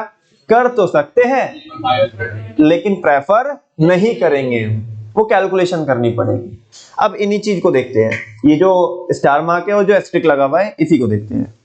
अब सवाल ये है बच्चों, ये जो आप स्टार मार्क देख रहे हो, तो देखो ना, ये जो स्टार मार्क आप देख रहे हो, ये क्या लिखा है, short term finance can be used for long term investment but only in the case of bridge financing. Short term finance से, वंश ध्यान से सुनना भाई, ये थोड़ा टेक्निकल है। शॉर्ट टर्म फाइनेंस से लॉन्ग टर्म इन्वेस्टमेंट वैसे तो नहीं की जा सकती, लेकिन कर सकते हैं, केवल इसका एक एक्सेप्शन है, ब्रिज फाइनेंसिंग। क्या है? Bridge financing. अब सवाल ये है कि ब्रिज फाइनेंसिंग क्या होती है। अब ध्यान से सुनना बच्चों, मैं ना बैंक में गया लॉन्ग टर्म फाइनेंस के लिए, मेरे को 10 साल के लिए लोन लेना है 10 करोड़ रुपए का, और मैं बैंक में गया, ठीक है ना, और हमने बोला मैनेजर से, ठीक ठाक बात है, हमने बोला कि साहब धंधा क्या करना है, एक्सपेंड करना है, और 10 सालों के लिए लोन चाहिए 10 करोड़ रुपए का। कह रहे साहब कैसी बात कर दी आपने, ठीक है ना, उधर से ही कोई बंदा भेज देते, फोन घुमा देते, हम ही आ जाते, आपके आने की जरूरत नहीं थी, बैठो भाई साहब को चाय लेके आओ, है ना, क्या लोगे जी, चाय लोगे कॉफी लोगे? हमने बोला तुम्हारे पास एक ही कप है क्या, दोनों ही ले आओ, ठीक है। हाँ जी, खैर ये तो मजाक की बात हुई। सुनो, अब ध्यान से सुनो। अब हुआ यूं, कह रहे कि कोई दिक्कत नहीं है, पैसा तो मिल जाना है 10 करोड़ रुपए का, क्योंकि मार्केट में क्या है, गुडविल अच्छी है, ठीक है, लेकिन बैंक वालों की भी अपनी कुछ क्या होती है, फॉर्मेलिटीज होती है। क्या होती है? उन्होंने बोला मिल तो जाएगा, लेकिन हमने फिर शर्त लगाई कि साहब पैसा अभी चाहिए हमें 1 हफ्ते के अंदर अंदर। कह रहे यार ऐसी कंडीशन मत लगाओ, है ना, चाहे तो हमें सुना दो आप, लेकिन ऐसी कंडीशन मत लगाओ कि 1 हफ्ते के अंदर अंदर चाहिए, इतना ज्यादा मतलब अर्जेंसी मत क्रिएट करो, ठीक है ना। दरअसल देखो, हमने आपको मना नहीं किया, 10 करोड़ रुपए आपको अवेलेबल हो जाएगी 10 साल के लिए, यानी कि लॉन्ग टर्म फाइनेंस आपको अवेलेबल हो जाएगा, लेकिन ऐसा मत बोलो कि 1 ही हफ्ते के अंदर चाहिए हमें, क्योंकि हमारी भी कुछ क्या है, मजबूरी है, हमें भी क्या है ना, कुछ फॉर्मेलिटीज पूरी करनी पड़ेगी। क्या करनी पड़ेगी? तुम्हारी हमारी बात अलग है, हम जानते हैं तुम एक नंबर पार्टी हो, सिविल बढ़िया है, सब कुछ बढ़िया है, लेकिन क्या करे, ये बड़ा लोन है ना 10 करोड़ रुपए का, तो उसको क्या करने के लिए, उसको सैंक्शन करने के लिए हमारे को क्या लगेगी, कुछ फॉर्मेलिटीज लगेगी। क्या लगेगी? और वो फॉर्मेलिटीज ऐसी है कि कम से कम उस फॉर्मेलिटी को पूरा करने में 1 महीना लगेगा। कितना लगेगा? सारे पेपर्स वगैरह तैयार करवाने पड़ेंगे हमें, अपने एंड से फालतू में मतलब दिखाने के लिए इंस्पेक्शन करना पड़ेगा, बाकी जितने भी पेपर्स है वो पूरे करने पड़ेंगे, अप्रूवल लेना पड़ेगा, है ना। जो हमारे सीनियर्स है, ब्रांच मैनेजर बोल रहा है, जो हमारी जो रीजनल ब्रांच है, ठीक है ना, वो उससे क्या लेना पड़ेगा, जो रीजनल हमारा जो हेड ऑफिस है उससे क्या लेना पड़ेगा, हमें अप्रूवल लेना पड़ेगा, तो ये काम करने में सारा 1 महीना लग जाएगा।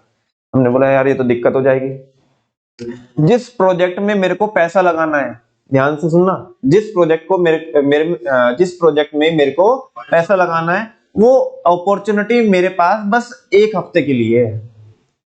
जहां पे मेरे को पैसा इन्वेस्ट करना है वहां पे बस मैं 1 ही हफ्ते में कर सकता हूँ। 1 हफ्ते में या तो हाँ है या ना है। 1 हफ्ते में अगर पैसों का इंतजाम हो जाएगा तो मैं इन्वेस्टमेंट कर सकता हूँ, अदरवाइज वो फिर मैं इन्वेस्टमेंट नहीं कर सकता।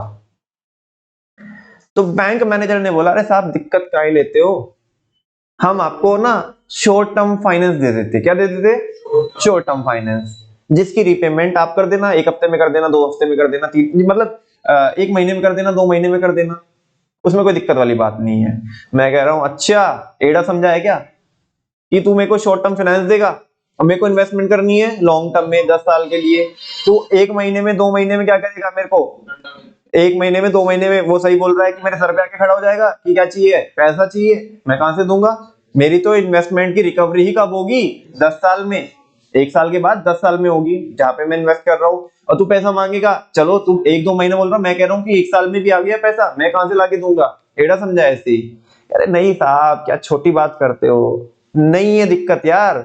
एक काम करो, जब तक हमारी फॉर्मेलिटीज पूरी हो रही है, जब तक हमारी फॉर्मेलिटीज पूरी हो रही है, किसके लिए? लॉन्ग टर्म के लिए। किसके लिए? लॉन्ग टर्म के लिए। तो हम आपको शॉर्ट टर्म फाइनेंस दे रहे ना, और जैसे ही आपके खाते में वो लॉन्ग टर्म फंड्स की, लॉन्ग टर्म फाइनेंस की अमाउंट आएगी, उससे तुम किसकी रिपेमेंट कर देना? शॉर्ट टर्म की रिपेमेंट कर देना, और बाकी तुम्हारा लोन कौन सा चलता हो जाएगा? लॉन्ग टर्म वाला। तो ये जुगाड़ है कि नहीं है? ये क्या है? इसी को तो बोलते हैं बच्चों ब्रिज फाइनेंसिंग। ब्रिज मतलब टाइम गैप जो है ना, वो जो टाइम गैप उसको फिल करना। और वो फिल किससे किया? अब ऐसे मत बोलना बेवकूफी की है बेटा। देखो लॉन्ग टर्म की इन्वेस्टमेंट अभी देखोगे, 1 महीने बाद वो पैसा मेरे खाते में आएगा लॉन्ग टर्म वाला, उसकी तो बात छोड़ दो। अभी के केस में मैंने क्या किया है? लॉन्ग टर्म इन्वेस्टमेंट को किससे फाइनेंस किया, किससे अरेंज किया है? शॉर्ट टर्म से। तुम बोलोगे ऐसा तो प्रैक्टिकली पॉसिबल हो ही नहीं सकता। बिल्कुल सही बोल रहे हो नहीं सकता, लेकिन एक केस में हो सकता है, ब्रिज फाइनेंसिंग। क्योंकि ये जो मैंने लोन लिया है शॉर्ट टर्म वाला, 1 महीने के लिए, 2 महीने के लिए, जब तक वो क्या नहीं करते हैं, मेरे को पैसा नहीं देते हैं, वो तब तक ही तो लिया है ना मैंने। जैसे वो पैसा आएगा तो मेरे पास तो पैसा तो आ ही गया ना लॉन्ग टर्म वाला। लॉन्ग टर्म वाले से पैसा किसको रीपे कर दूंगा? शॉर्ट टर्म वाले को। अब मेरी तो इन्वेस्टमेंट आज करनी है, मेरे को 1 हफ्ते के अंदर करनी है, वो तो मैं कर ही चुका हूं। और अल्टीमेटली मेरे ऊपर जो लोन चलता हो जाएगा वो कौन सा हो जाएगा? लॉन्ग टर्म वाला। इसी को बोलते हैं ब्रिज फाइनेंसिंग, जहां पे टाइम गैप होता है।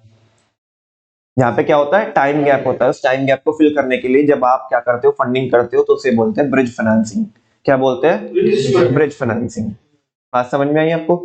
अब वापस से सवाल पूछता हूं बच्चों नटशेल में, क्या शॉर्ट टर्म फाइनेंस से लॉन्ग टर्म इन्वेस्टमेंट हो सकती है क्या? नहीं, आमतौर पर नहीं हो सकती, लेकिन हो सकती है एक केस में, ब्रिज फाइनेंसिंग के केस। बात समझ में आई आपको? इंटरेस्टिंग है नहीं है? पढ़े क्या इसको? चलो देखते हैं। लिखा ही है बच्चों, short term finance can be used. Short term finance को आप क्या कर सकते हो? यूज कर सकते हो। किसके लिए? लॉन्ग टर्म इन्वेस्टमेंट के लिए। नमन भैया ये टेक्स्ट में लिखा है क्या हमारी एनसीईआरटी की? नहीं लिखा बेटा, नहीं लिखा। ये सब कुछ मैं आपको, क्योंकि ये जो चीजें मैं बता रहा हूँ, ये जो टेक्स्ट बाद में बीच बीच में कहीं एक एक शब्द आएंगे ना, उसमें यूज में आएगा। अब मैं वहां पे रोक रोक के आपको है ना पूरी डिटेल में वहां पे बताऊं तो वो अच्छा नहीं है। पहले ही सारी चीजें क्लियर कर दो, जब टेक्स्ट आएगा तो आप खुद पे खुद समझ जाओगे। कहने का मतलब ये है, जो बच्चा सीधा एनसीईआरटी के टेक्स्ट पे जाएगा उसे चीजें समझ में नहीं आएंगी, वो चीजों को रटेगा, ठीक है ना। लेकिन जिसने ये बेसिक क्लास देखेगा, जो बच्चा शुरू की 1-2 क्लास देखेगा और फिर वो पढ़ेगा, तो उसे सारी चीजें समझ में आएगी कि अच्छा यहाँ पे ऐसा लिखा है तो क्यों लिखा है, ठीक है।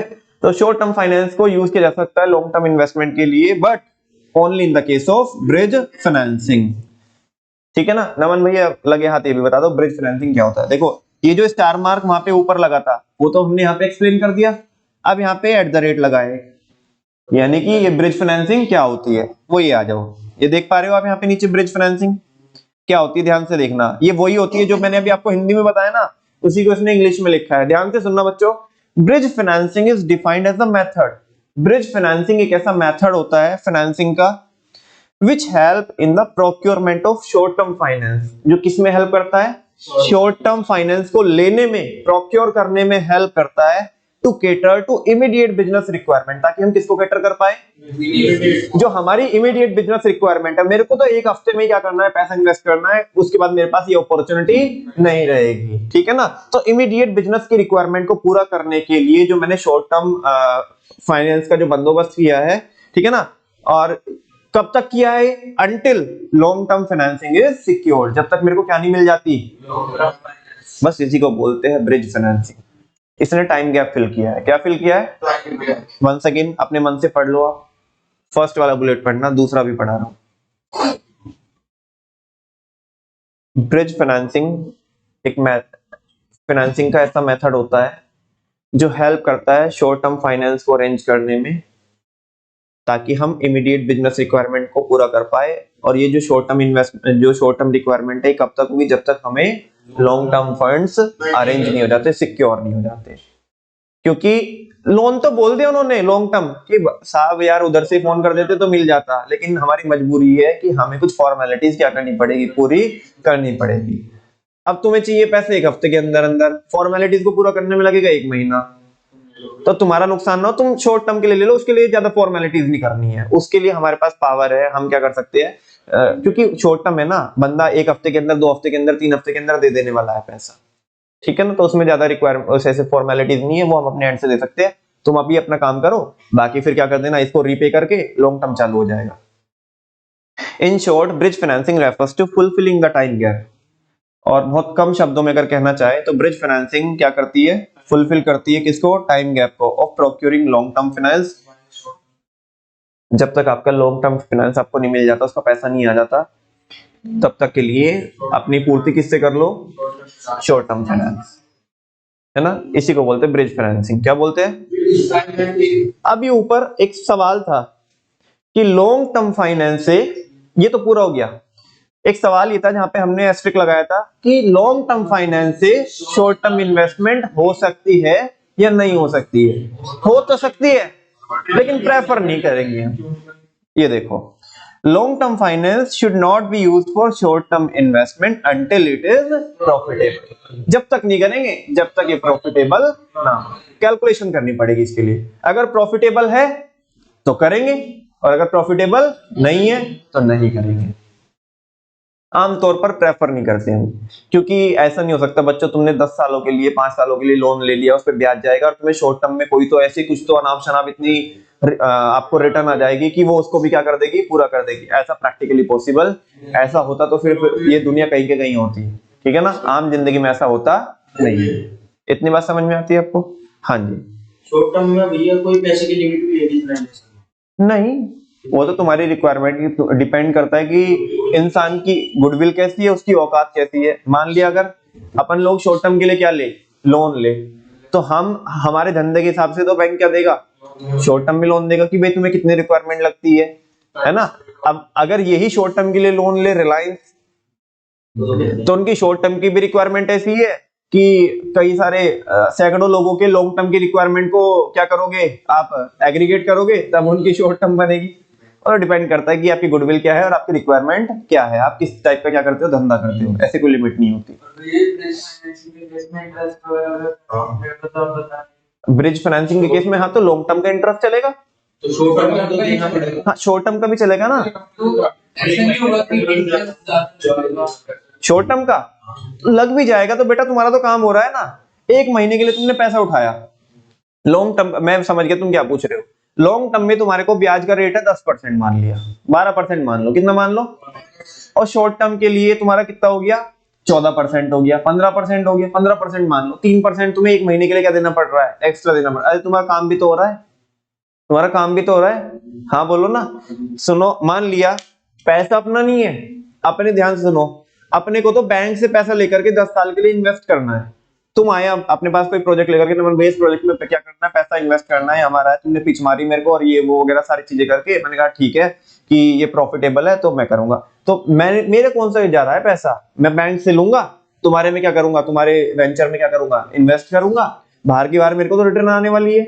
मैं क्यों खामे खा वो 3% के चक्कर में, वो भी 1 महीने का ब्याज, 1 महीने का ब्याज 3% ही तो एक्स्ट्रा जा रहा है, काम तो हो जा रहा है।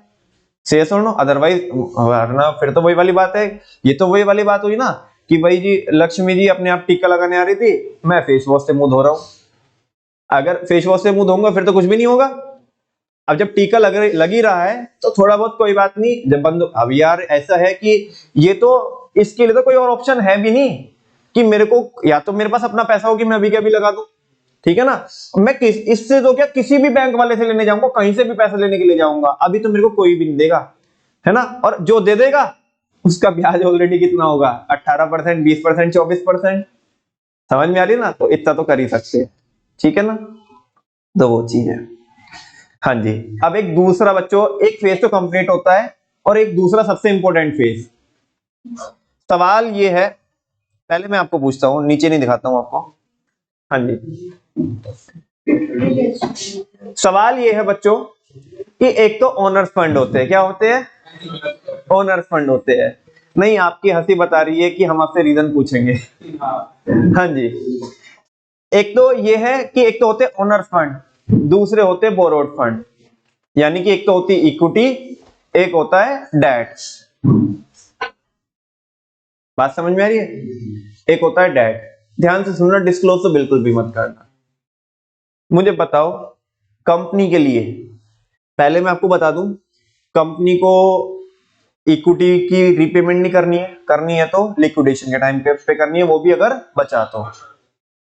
दूसरा, उसका कोई डिविडेंड नहीं देना है, बचा तो देंगे, नहीं बचा तो नहीं देंगे। जबकि अगर मैं बात करूं बोरोड फंड की, डेट की, तो डेट की रीपेमेंट भी करनी है और उसका इंटरेस्ट भी देना है। क्या भी देना है, इंटरेस्ट भी देना है। बात समझ में आ रही है, इतनी कहानी सुनी आपने। अब सवाल सुनो मेरा, कंपनी के लिए डेट सबसे सस्ता सोर्स ऑफ फाइनेंस होगा या इक्विटी सबसे सस्ता सोर्स ऑफ फाइनेंस होगा? डिस्क्लोज मत करना कोई भी, ठीक है ना। Raise your hand. कंपनी को उधार लेना सस्ता पड़ेगा या इक्विटी से पैसा उठाना सस्ता पड़ेगा? Raise your hand, take your time, ले लो आप 10-20 सेकंड का समय ले लो, जिन बच्चों ने हाथ में उठाया। चलो शुरू करते हैं वंश से। Equity is the cheapest source of finance, ऐसा आप बोल रहे हो, very good. Equity is the cheapest source of finance, equity is the cheapest source of finance, equity is the cheapest source of finance, equity is the cheapest source of finance, debt is the cheapest source of finance, debt is the cheapest source of finance, debt is the cheapest source of finance। और जिनका answer date है उन्हीं का answer बिल्कुल वाहियात नहीं है।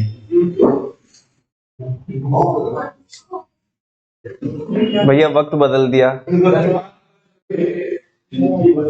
ये हुआ क्या?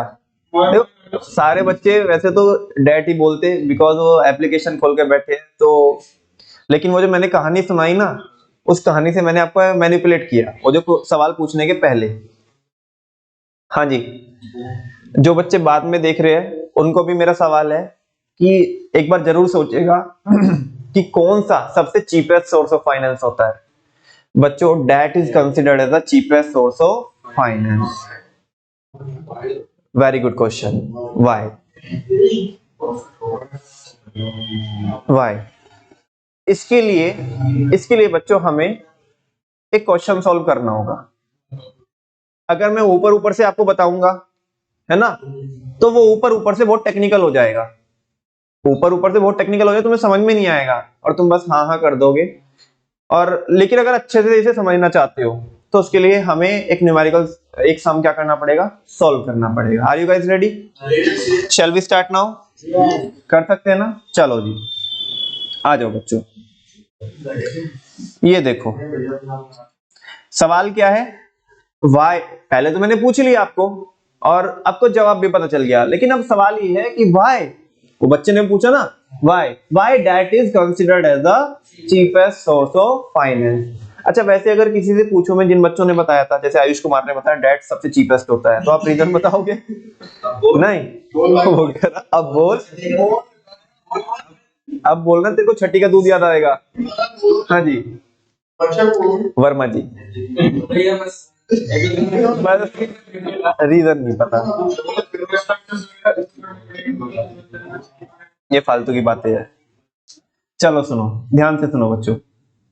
वर्मा जी, आप आपके पहले समझिएगा यहाँ पे, ठीक है ना, और फिर आप उसे नोट भी कीजिएगा बाद में, लेकिन पूरा फोकस आपका यहाँ पे होना चाहिए, ठीक है ना। चलो, फॉर रेजिंग फंड्स, एक एग्जांपल के तौर से समझते हैं। For raising funds, Jupiter limited has 2 proposals. Jupiter limited को क्या करना है? पैसा उठाना है, और उसके पास 2 प्रपोजल है, 2 ऑप्शंस है, ठीक है ना। The following information is given about the first proposal. जो ये इंफॉर्मेशन दे रखी है किसके बारे में दी है? फर्स्ट प्रपोजल के बारे में। पर्टिकुलर्स, अमाउंट, वो बोल रहे, पहला बताया उसने, उसके पास एक ऑप्शन है कि वो क्या करते हैं, want to issue 1000 20% redeemable debentures of ₹100 each. ये समझा आपको? वो क्या इशू करना चाहते हैं? 1000 20% रिडीमेबल डिबेंचर इशू करना चाहते हैं। अब वैसे तो बहुत सारी चीजें पूछने और बताने के लिए यहाँ पे हो सकती है कि जी ये 20% का मतलब क्या है, ये रिडीमेबल क्या होता है, फिर डिबेंचर क्या होता है। सबसे पहले तो यही बता दो डिबेंचर क्या होता है। डिबेंचर एक ऐसा इंस्ट्रूमेंट होता है जिससे आपको लॉन्ग टर्म फंड्स अरेंज होते हैं। आप क्या करते हो, डिबेंचर, लेट सपोज बच्चे डिबेंचर है, मैं इस पे लिख के दे दूं कि ये डिबेंचर है और 100 रुपए का एक है, तो मैं आपको ये पेपर दे दूं, आपने मेरे को क्या दिया, 100 रुपए दिए, और ये 10 सालों के लिए लेट सपोज मैंने कि 10 साल में इसे रिडीम करेंगे। रिडीम समझते हो आप, यानी कि वापस करेंगे, है ना। रिडीमेबल है, क्या है? रिडीमेबल। बात समझ में आ रही है? अच्छा, ये 20% का मतलब क्या है? Very good. इस पे जो इंटरेस्ट जाएगा वो कितना जाएगा? 20% जाएगा। इतनी बात समझ में आती है आपको? अच्छा, 1000 इशू करेंगे हम और 100 रुपए का एक है, ये इसकी क्या है? फेस वैल्यू है। क्या है? Face value. तो 1000 इशू करेंगे, 100 रुपए का एक है, तो यानी कि कितने रुपए मिल जाएंगे हमें? 1 लाख रुपए। ये लिखे हैं देखो इधर, ठीक है। अच्छा, कंपनी ये 1 लाख रुपए को इन्वेस्ट करके, ध्यान से सुनना, कंपनी इस 1 लाख रुपए को इन्वेस्ट करके बेटा 50,000 रुपए कमाएगी। कितने कमाएगी? 50,000। जिसको बोलते हैं हम EBIT, यानी कि प्रोजेक्ट में पैसा लगा करके जो रिटर्न आएगी वो 50,000 आएगी। उसको परसेंटेज में निकाल लोगे आप वैसे, वो 50% होता है। क्या होता है? 50% होता है। इसको बोलते हैं EBIT। क्या बोलते हैं? Earning before interest and tax. यानी कि ऐसा प्रॉफिट है, ये ऐसा प्रॉफिट है जिसमें से अभी तक आपने ना तो ब्याज दिया और ना ही टैक्स दिया। Earning before interest and tax, ना ही तो अभी इसमें से ब्याज दिया, यानी कि अभी तो प्रोजेक्ट में पैसा लगा करके 50,000 रुपए आ गए, इसमें से अभी क्या, लेकिन हाँ खर्चे घट गए। क्या घट गए? जो खर्चे वर्चे थे वो सब घट गए, बस 2 चीजें बाकी है। क्या? इंटरेस्ट और टैक्स। नमन भैया इंटरेस्ट कौन सा देना है? अरे बेटा देना नहीं है ऊपर, वो 1 लाख रुपए पे 20% नहीं देना है। कितना बनता है? 1 लाख पे 20% कितना बनता है? 20,000 रुपए। बात समझ में आती है? अच्छा, उसने टैक्स रेट बताया। क्या बताया? Tax rate. टैक्स रेट है 30%। कितना परसेंट है? 30%। अच्छा, ये तो एक प्रपोजल है जैन साहब, ये तो एक प्रपोजल है। अब वो बोल रहा है the following information is given about the second proposal. दूसरा ऑप्शन भी है कंपनी के पास, कंपनी दूसरे ऑप्शन में भी जा सकती है। वो आपसे पूछेगा कि अगर आप कंपनी के CFO, चीफ फाइनेंशियल ऑफिसर हो, तो आप बताओ आप ऑप्शन ए के लिए जाएंगे या ऑप्शन बी के लिए जाएंगे। यानी कि आप प्रपोजल फर्स्ट को सेलेक्ट करोगे या जिसने सेकंड प्रपोजल दिया आप उसको सेलेक्ट करोगे, ठीक है ना। चलो दूसरा प्रपोजल देख लेते क्या है। Company want to issue 1000 20% redeemable preference shares. किसकी बात कर रहा है? रिडीमेबल प्रेफरेंस शेयर्स की बात कर रहा है। और 1000, उसपे भी कितना है? प्रेफरेंस शेयर्स पे जो डिविडेंड जाएगा वो कितना जाएगा? 20% जाएगा। कितना जाएगा? 20%। बात समझ में आ रही है? कोई डाउट तो नहीं है आपको? अच्छा, तो वो जब 1000 हम इशू करेंगे तो वो कितने हो जाएंगे बच्चों? 1 लाख रुपए। 1000 इशू करेंगे, एक कितने का है प्रेफरेंस शेयर? बोलो ना, 100 रुपए का लिखा है ना, ऑफ ₹100 ही, तो 1 लाख रुपए हो जाएंगे। अच्छा, कमाएगी कंपनी अभी भी कितना? 50,000। और टैक्स रेट कितना है? सारी चीजें सेम है, फर्क किस चीज का है? ऊपर क्या है? डिबेंचर है, नीचे क्या है? प्रेफरेंस शेयर है। ऊपर क्या है? डिबेंचर है, नीचे क्या है? प्रेफरेंस शेयर है। तो तुम बोलोगे कोई तो फर्क है नहीं है, उधर भी 1 लाख ही उठाने हैं, 1,000 इशू करने हैं, 20% ही क्या है, बस उधर इंटरेस्ट देना है, इधर क्या देना है? डिविडेंड देना है, टैक्स रेट भी सेम है, कमाएंगे भी, सब कुछ तो सेम है, तो फिर तो कोई भी ऑप्शन के ले जाओ।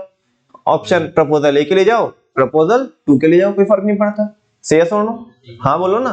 नहीं नहीं, चलो लेट्स सी, देखते हैं सवाल, देखते क्या बोल रहा है वो। As a chief financial officer of Jupiter Limited, advise which proposal should be accepted by Jupiter Limited. कह रहा है कि आपको बताना है, अगर आप सीएफओ की जुपिटर लिमिटेड को कौन सा प्रपोजल सेलेक्ट करना चाहिए।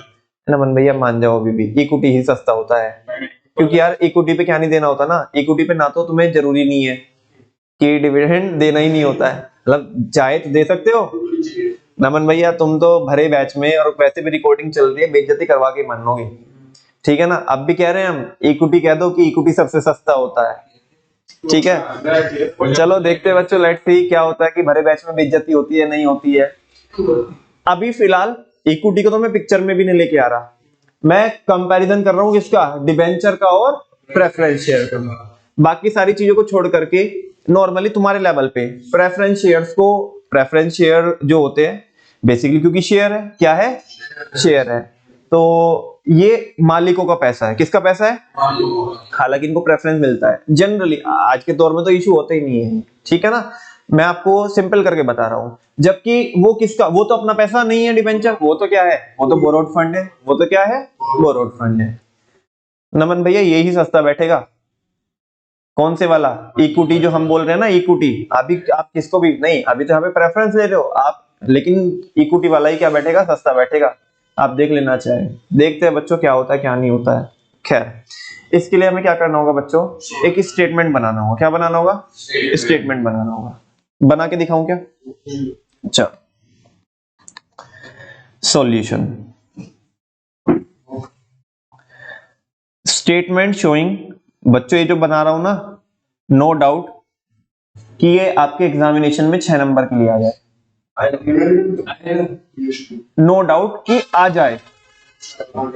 जिस साल भी जो ये मैं करके दिखा रहा हूं ना, जिस साल भी ये आता है, उस साल बिजनेस के पेपर में बच्चे फैलते हैं। मेरे पिछले 10 साल के करियर में एक बार आया है, जब से मैंने पढ़ाना चालू किया है, एक बार आया है पेपर में, और बच्चे को लगता है काफी टाइम हो गया, मतलब ऐसे हो गए, आई थिंक 8 साल हो गए, 8 और 9 साल हो गए, आई थिंक 8-9 साल हो गए जब आया था, मतलब शुरुआत जब मैंने पढ़ाना चालू किया था तब ये आया था ये, ठीक है ना।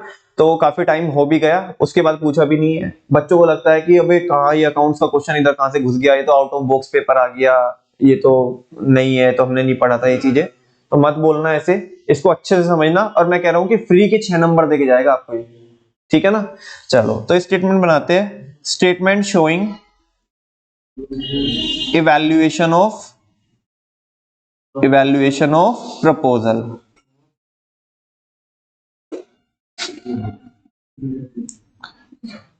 For Jupiter limited.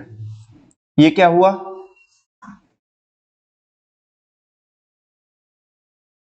एक ऐसा स्टेटमेंट ड्रॉ करूंगा मैं यहाँ पे, जिससे हमें ये पता लगेगा, जिससे हम ये इवैल्यूएट कर पाएंगे कि हमें प्रपोजल 1 के लिए जाना है या प्रपोजल 2 के लिए जाना है। और ये सब काम हम किसके लिए कर रहे हैं?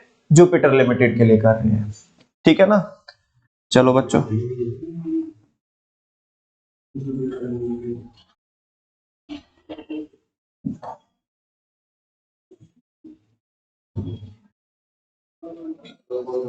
ये है पर्टिकुलर्स,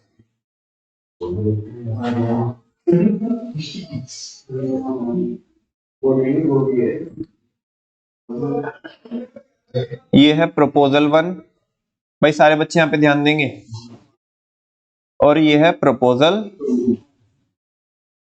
2, ठीक है। दोनों ही प्रपोजल में हम 1 लाख रुपए लगा करके वो कितने रुपए कमा रहे थे? 50,000 रुपए। तो वो earning before interest and tax EBIT, वो कितना है दोनों ही प्रपोजल में?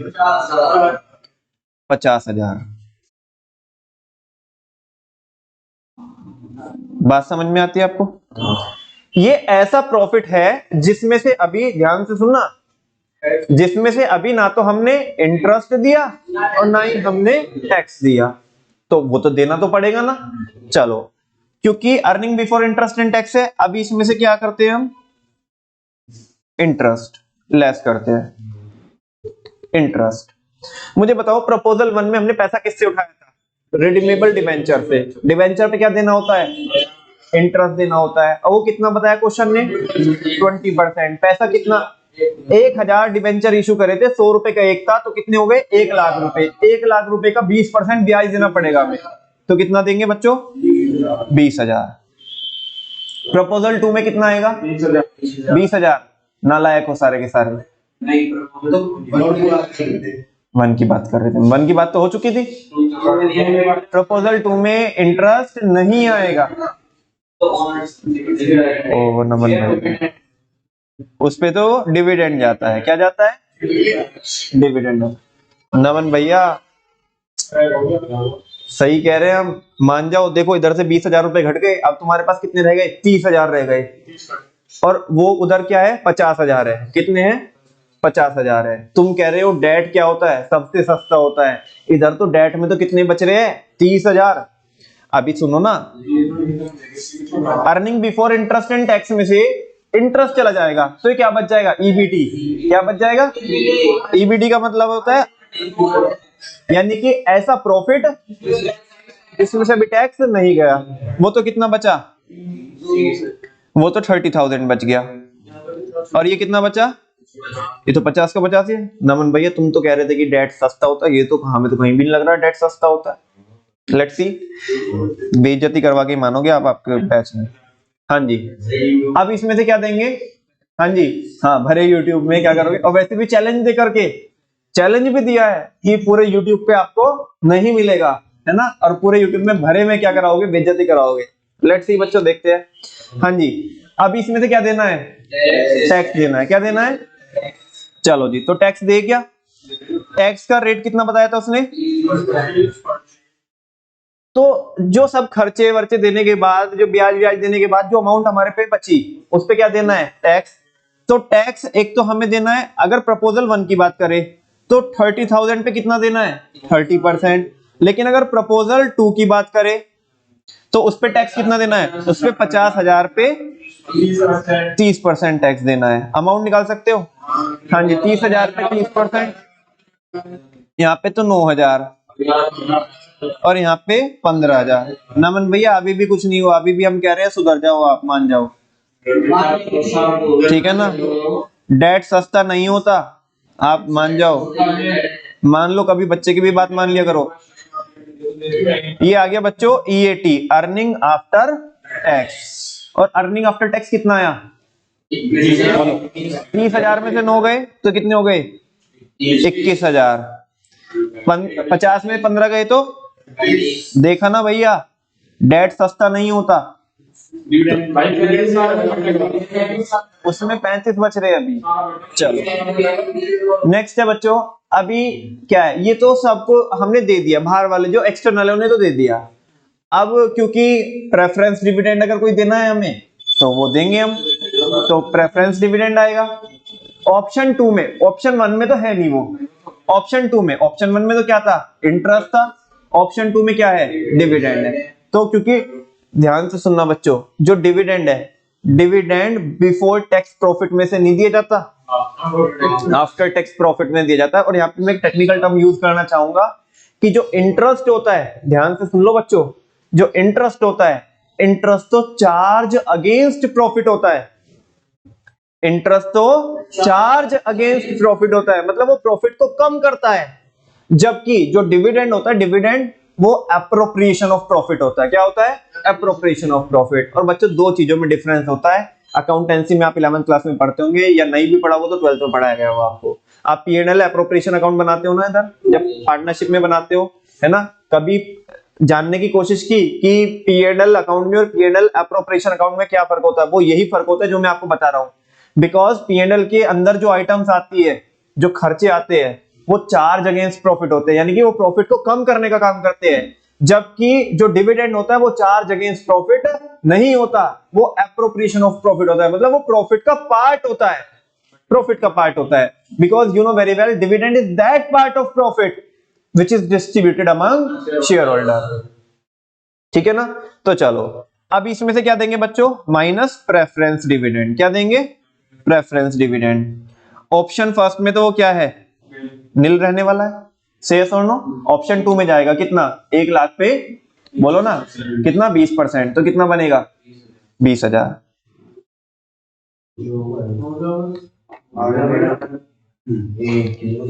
हाँ जी, अर्निंग आफ्टर टैक्स में से अगर प्रेफरेंस डिविडेंड को घटा दे तो बेटा ईएई आती है। क्या आती है?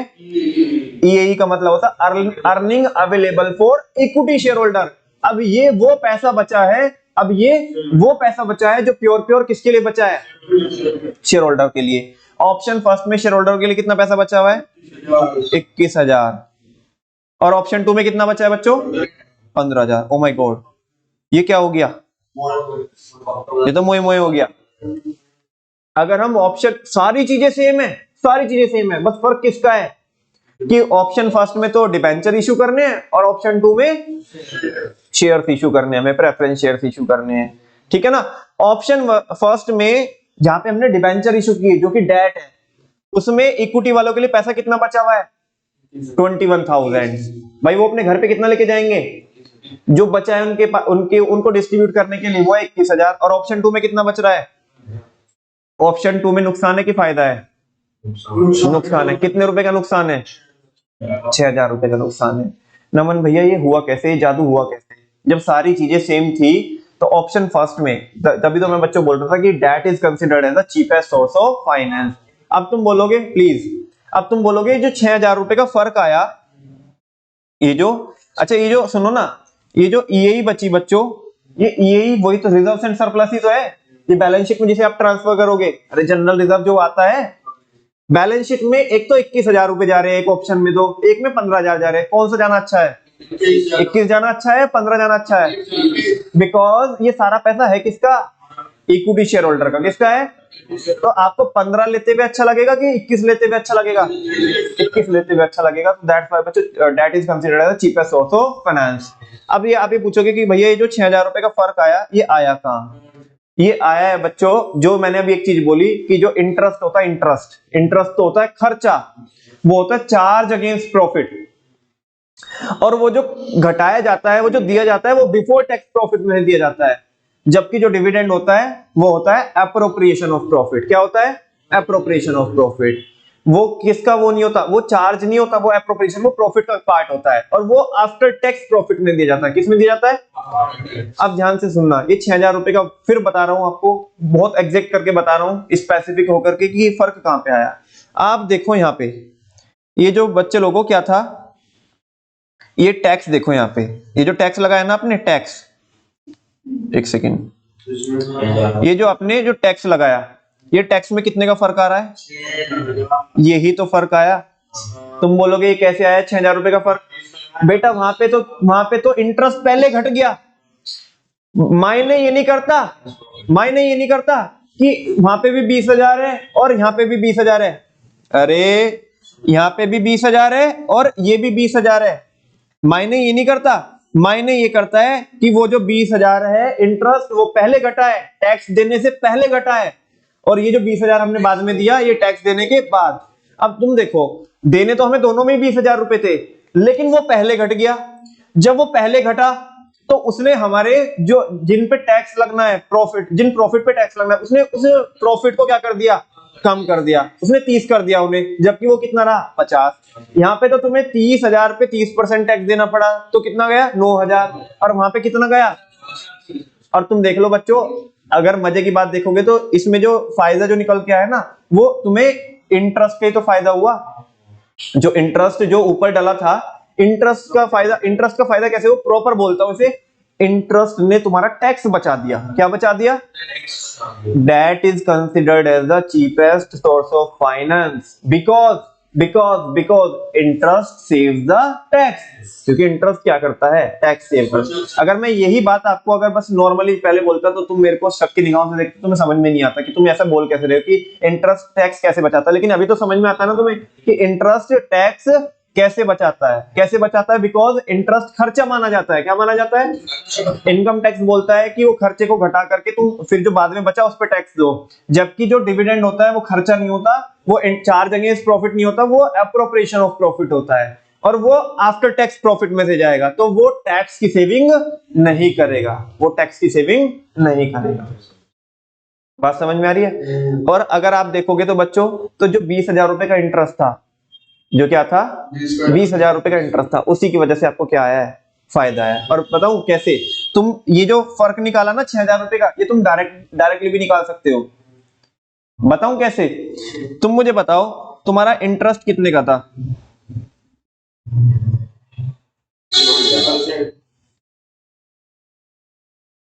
Interest into tax rate. Interest था तुम्हारा 20,000 रुपए का, और 20,000 रुपए ने 20,000 रुपए ने किया क्या कि तुम्हारा 20,000 रुपए के ऊपर 30% से टैक्स कम गया, और वही तुम्हारी क्या हुई है, सेविंग हुई है। यही तो तुम्हारी क्या हुई है, सेविंग हुई है। तो इंटू 30% करोगे तो बच्चों कितना आया, 6,000। और बस यही तो फर्क आया है कि 20,000 रुपए पे तुम्हारा क्या नहीं गया है, टैक्स नहीं गया है। किसकी वजह से? इंटरेस्ट की वजह से, क्योंकि वो पहले ही घट गया। यही तो आपको क्या मिला है, बेनिफिट मिला है। क्या मिला है? और एक बात बता दूं आपको, एक्चुअल में देखने में तो जो मैं लाइन बोल रहा हूं ध्यान से सुनना, देखने में तो आपको लग रहा है कि ब्याज कितने का गया है, 20,000 रुपए का गया है। कितने का गया है? लेकिन बेटा ब्याज 20,000 रुपए का नहीं गया है, ब्याज गया है 14,000 रुपए का इफेक्टिवली, क्योंकि तुम्हारा उस ब्याज की वजह से, 20,000 के ब्याज की वजह से 6,000 का टैक्स भी तो बच गया, तो तुम्हारे को तो ब्याज कितना ही पड़ा, 14,000। जबकि डिविडेंड के केस में ऐसा नहीं हुआ। बात समझ में आ रही है? और यही फायदा हुआ, यही तुम्हारी क्या हुई, सेविंग हुई। तो दैट्स व्हाई हम बोलते हैं बच्चों, debt is considered as the cheapest source of finance since it's save the tax. Interest save the tax. और वो कैसे करता है वो मैंने आपको पूरा बताया है। बात समझ में आती है? नोट करना चाहते हो इसे, हाँ कि ना, या फोटो खींचना चाहते हो? चलो फोटो खींच लो।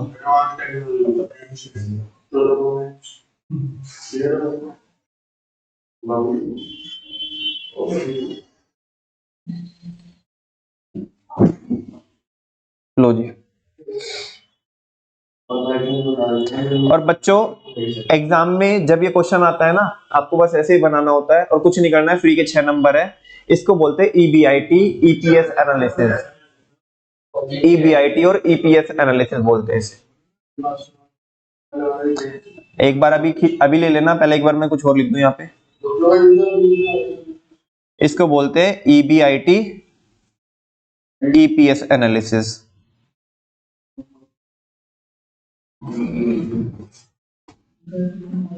यानी कि EBIT से चालू किया हमने और कहां तक आए, EPS तक आए। नमन भैया EPS पे तो आए नहीं, अभी निकाल के दिखा दूंगा बच्चों।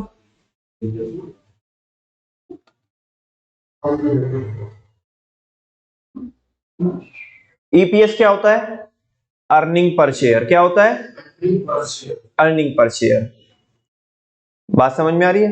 लेट सपोज बच्चों इस केस में एक असम्पशन अगर मैं मान लूं, इस केस में अगर मैं एक असम्पशन मान लूं कि हमारे जो इक्विटी शेयर होल्डर है ना, इक्विटी शेयर होल्डर वो 1,000 है। कितने हैं? यानी कि हमने 1,000 इक्विटी शेयर से, छोड़ो जान दो, 100 मान लेते हैं, तुम कंफ्यूज ना हो, ताकि क्योंकि प्रेफरेंस से ना उसे रिलेट कर दो तुम। 100 इक्विटी शेयर मान लो कि हमने 100 इक्विटी शेयर क्या करके रखे हैं, इशू करके रखे हैं। सारे बच्चों को पता है, अकाउंटेंसी में भी आप पढ़ के आते हो, EPS कैसे निकालते हैं। EPS earning per share, EAE upon number of equity shares. EAE क्या है? Earning available for equity share holder. यानी कि जो अर्निंग बची हुई है किसके लिए, इक्विटी वालों के लिए, वो एक के हिस्से में। अर्निंग पर शेयर का मतलब क्या होता है कि एक शेयर होल्डर के हिस्से में कितनी चीजें आएगी, मतलब कितना प्रॉफिट आ रहा है, अर्निंग कितनी आ रही है, ठीक है ना। तो उसे किससे डिवाइड कर दो, जितने हमारे क्या है, इक्विटी शेयर्स है, ठीक है ना। तो लेट सपोज इस केस में अगर मैं अज्यूम कर लूं कि हमारे 100 इक्विटी शेयर होल्डर है, या इक्विटी शेयर्स हमने 100 इशू करके रखे हैं, तो उस केस में हम क्या करेंगे, EPS is equal to EAE upon number of equity shares. First वाले केस में करेंगे तो कितना आएगा बच्चों 210, क्योंकि 100 से डिवाइड कर देंगे ना, 100 इक्विटी शेयर है हमारे। और दूसरे वाले में करेंगे तो कितना आएगा 150। आप मुझे बताओ, पहले ऑप्शन में तो आ रहा है एक इंसान के हिस्से में कितना 210 रुपए, और दूसरे में आ रहे हैं 150, तो कौन सा अच्छा है 210 वाला। अर्निंग पर शेयर, बात समझ में आ रही है। तो बस इसी को बोलते हैं ईबीआईटी ईपीएस एनालिसिस। अगर मैं नीचे में क्या निकाल दूं इसका, चलो निकाल के दिखा देता हूं। अगर हम इसमें ईपीएस निकालें तो ईपीएस कैसे निकालते हैं, हाँ जी बोलो ना, ईपीएस कैसे निकालते हैं। EPS is equal to EAE upon number of equity shares, है ना। अब यहां पे मैं let assume equity share is equal to 100, कितने हैं 100 है। तो ऑप्शन फर्स्ट में निकालेंगे तो ऑप्शन फर्स्ट में कितना आ रहा है 21,000 बचे थे ना ईएई, और ये कितना है इक्विटी शेयर 100 हो गए, तो कितना आएगा बच्चों 210। और इधर कितना बचे थे 15,000, और इक्विटी शेयर मैंने कितने मान लिए लेट सपोज, मतलब वही 100 ही होंगे जो ऑप्शन फर्स्ट में, वही ऑप्शन सेकंड में होने वाले, तो इधर आएगा 150। तो बताओ कौन सा प्रेफरेबल है 210। ईबीआईटी से चालू किया ईपीएस तक लेके आए, इसी को बोलते हैं बच्चों क्या ईबीआईटी ईपीएस एनालिसिस। जब भी एग्जाम में आएगा तो आधे बच्चे फैल जाते हैं, लेकिन है कुछ नहीं है। ईबीआईटी में से टैक्स, वो सॉरी इंटरेस्ट देना है, इंटरेस्ट के बाद टैक्स देना है, फिर उसमें से अगर कोई प्रेफरेंस डिविडेंड है तो वो देना है, जिस ऑप्शन में है उसमें देना है, जिसमें नहीं है उसमें नहीं देंगे। फिर ईएई आ जाएगी और ईएई से क्या बना लेंगे हम ईपीएस बना लेंगे। इसी को बोलते हैं ईबीआईटी ईपीएस एनालिसिस, जहां पे ईबीआईटी से चालू करते हैं और ईपीएस पे आ जाते हैं। नमन भैया आज ये बिजनेस स्टडीज की क्लास तो कम, अकाउंटेंसी की क्लास ज्यादा लग रही है। बिल्कुल बच्चों लग रही होगी, ठीक है ना। ये चीजें समझ में आएगी आपको। अब बोलो which is considered as a cheapest source of finance, debt is considered as a cheapest source of finance. Jain साहब वाई, क्लियर हुआ क्यों, because interest saves the tax, क्योंकि इंटरेस्ट क्या करता है टैक्स सेव करता है। How can we say that, since interest is a charge against profit, वो क्या है चार्ज अगेंस्ट प्रॉफिट है, जो प्रॉफिट को कम करता है। Whereas dividend is the appropriation of profit, वो चार्ज नहीं है, वो कम नहीं करता, वो उसी का पार्ट है, दैट्स व्हाई।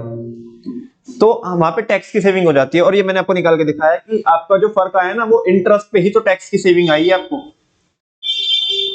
हाँ बोलो ना। अच्छा अगर तुम्हें ये निकालना हो बच्चों, ये तो सेविंग आ गई, अगर आपको ये निकालना हो कि नेट इंटरेस्ट कितना पड़ा आपको, नेट इंटरेस्ट, तो आप निकाल सकते हो नेट इंटरेस्ट। हाँ जी नेट इंटरेस्ट निकाल सकते हो क्या, जो 14,000 आपने निकाला कैसे निकालोगे, interest into 1 minus tax rate कर दो। इंटरेस्ट कितना है 20,000 इंटू 1 माइनस टैक्स रेट कितना है 30%, तो ये कितना बच गया 20,000, कितना हो गया 0.7 हो गया, कितना हो गया, और ये कितना हो गया 14,000। हाँ बोलो, तो ये नेट इंटरेस्ट बन गया। अगर जिस बच्चे को ऐसे समझ में नहीं आता वो सिंपल सेविंग निकाल करके ना इंटरेस्ट में से सेविंग माइनस कर सकते हैं, और net interest is equal to interest minus saving, और वो कितना है 20,000 minus 6,000 that is equal to rupees 14,000। बात समझ में आती है, ये है बच्चों पूरा फंडा।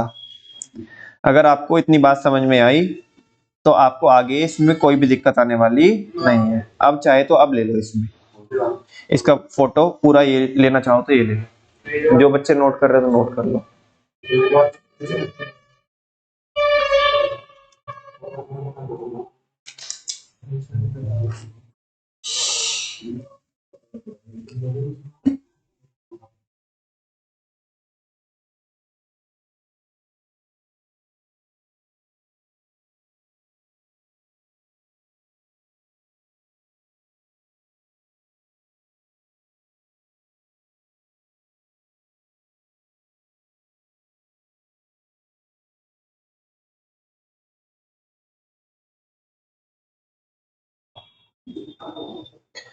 समझ में आया बच्चों?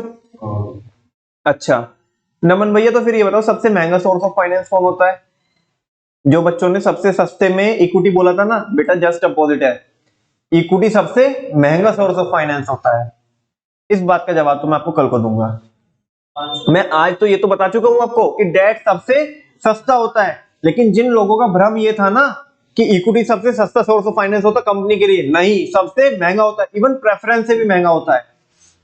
किससे भी महंगा होता है? प्रेफरेंस। आज मैंने कंपैरिजन करके दिखाया आपको डेट का और प्रेफरेंस का। वर्मा जी, आज मैंने आपको कंपैरिजन करके दिखाया डेट का और प्रेफरेंस का। तो तुम्हें लग रहा होगा कि भैया प्रेफरेंस महंगा पड़ रहा है। क्या महंगा पड़ रहा है? इक्विटी सस्ता पड़ता हुआ। इक्विटी इससे भी महंगा पड़ता, सबसे महंगा कौन ही होता है? इक्विटी होता है। और ये बात की गुत्थी कब सुलझेगी? कल की क्लास में। फिलहाल जो मैंने अभी आपको बताया, एक बार मैं इसको दिखा देता हूं बेटा। अगर मैं यहां से कराता ना आपको ये सॉल्यूशन, तो आपको कुछ भी समझ में ना आता, वो तो बस जस्ट रीडिंग हो जाती है ना। मैंने रीडिंग नहीं करके दिखाई, आपको प्रॉपर क्या करके दिखाया? सॉल्व करके दिखाया। एक बार देख लो आप इसे। इसमें भी वही चीजें चल रही है ना। EBIT 50,000 दोनों प्रपोजल में सेम है। इंटरेस्ट पहले में जाएगा 20,000 का, फिर टैक्स वो आएगा EBT आ गया 30,000 और 50,000, टैक्स जाएगा 9,000 का और 15,000 का, तो EAT आएगा कितना? 21,000 और 35,000। फिर बाद में जाएगा, पहले वाले में तो जाएगा नहीं, प्रेफरेंस डिविडेंड दूसरे में जाएगा 20,000 का, और EAE earning available for equity बचा है 21,000 और 15,000। और बाद में देखो, सुनो एक चीज और एडवाइस देने का है, मैंने उधर नहीं लिखा, इधर यहाँ पे देख लो। Proposal 1 should be selected. उसने पूछा था ना कि अगर आप CFO हो तो बताओ कौन सा प्रपोजल सेलेक्ट करेंगे, तो ये स्टेट इसका 1 नंबर मिलता है बच्चों। कभी छोड़ो इसे लिख के मत आओ, तो बस एक लाइन लिखनी है प्रपोजल। जैसे यहाँ पे जोन से भी प्रपोजल रहेगा, हमारे केस में कौन सा है? फर्स्ट है। तो proposal 1 should be selected by Jupiter limited.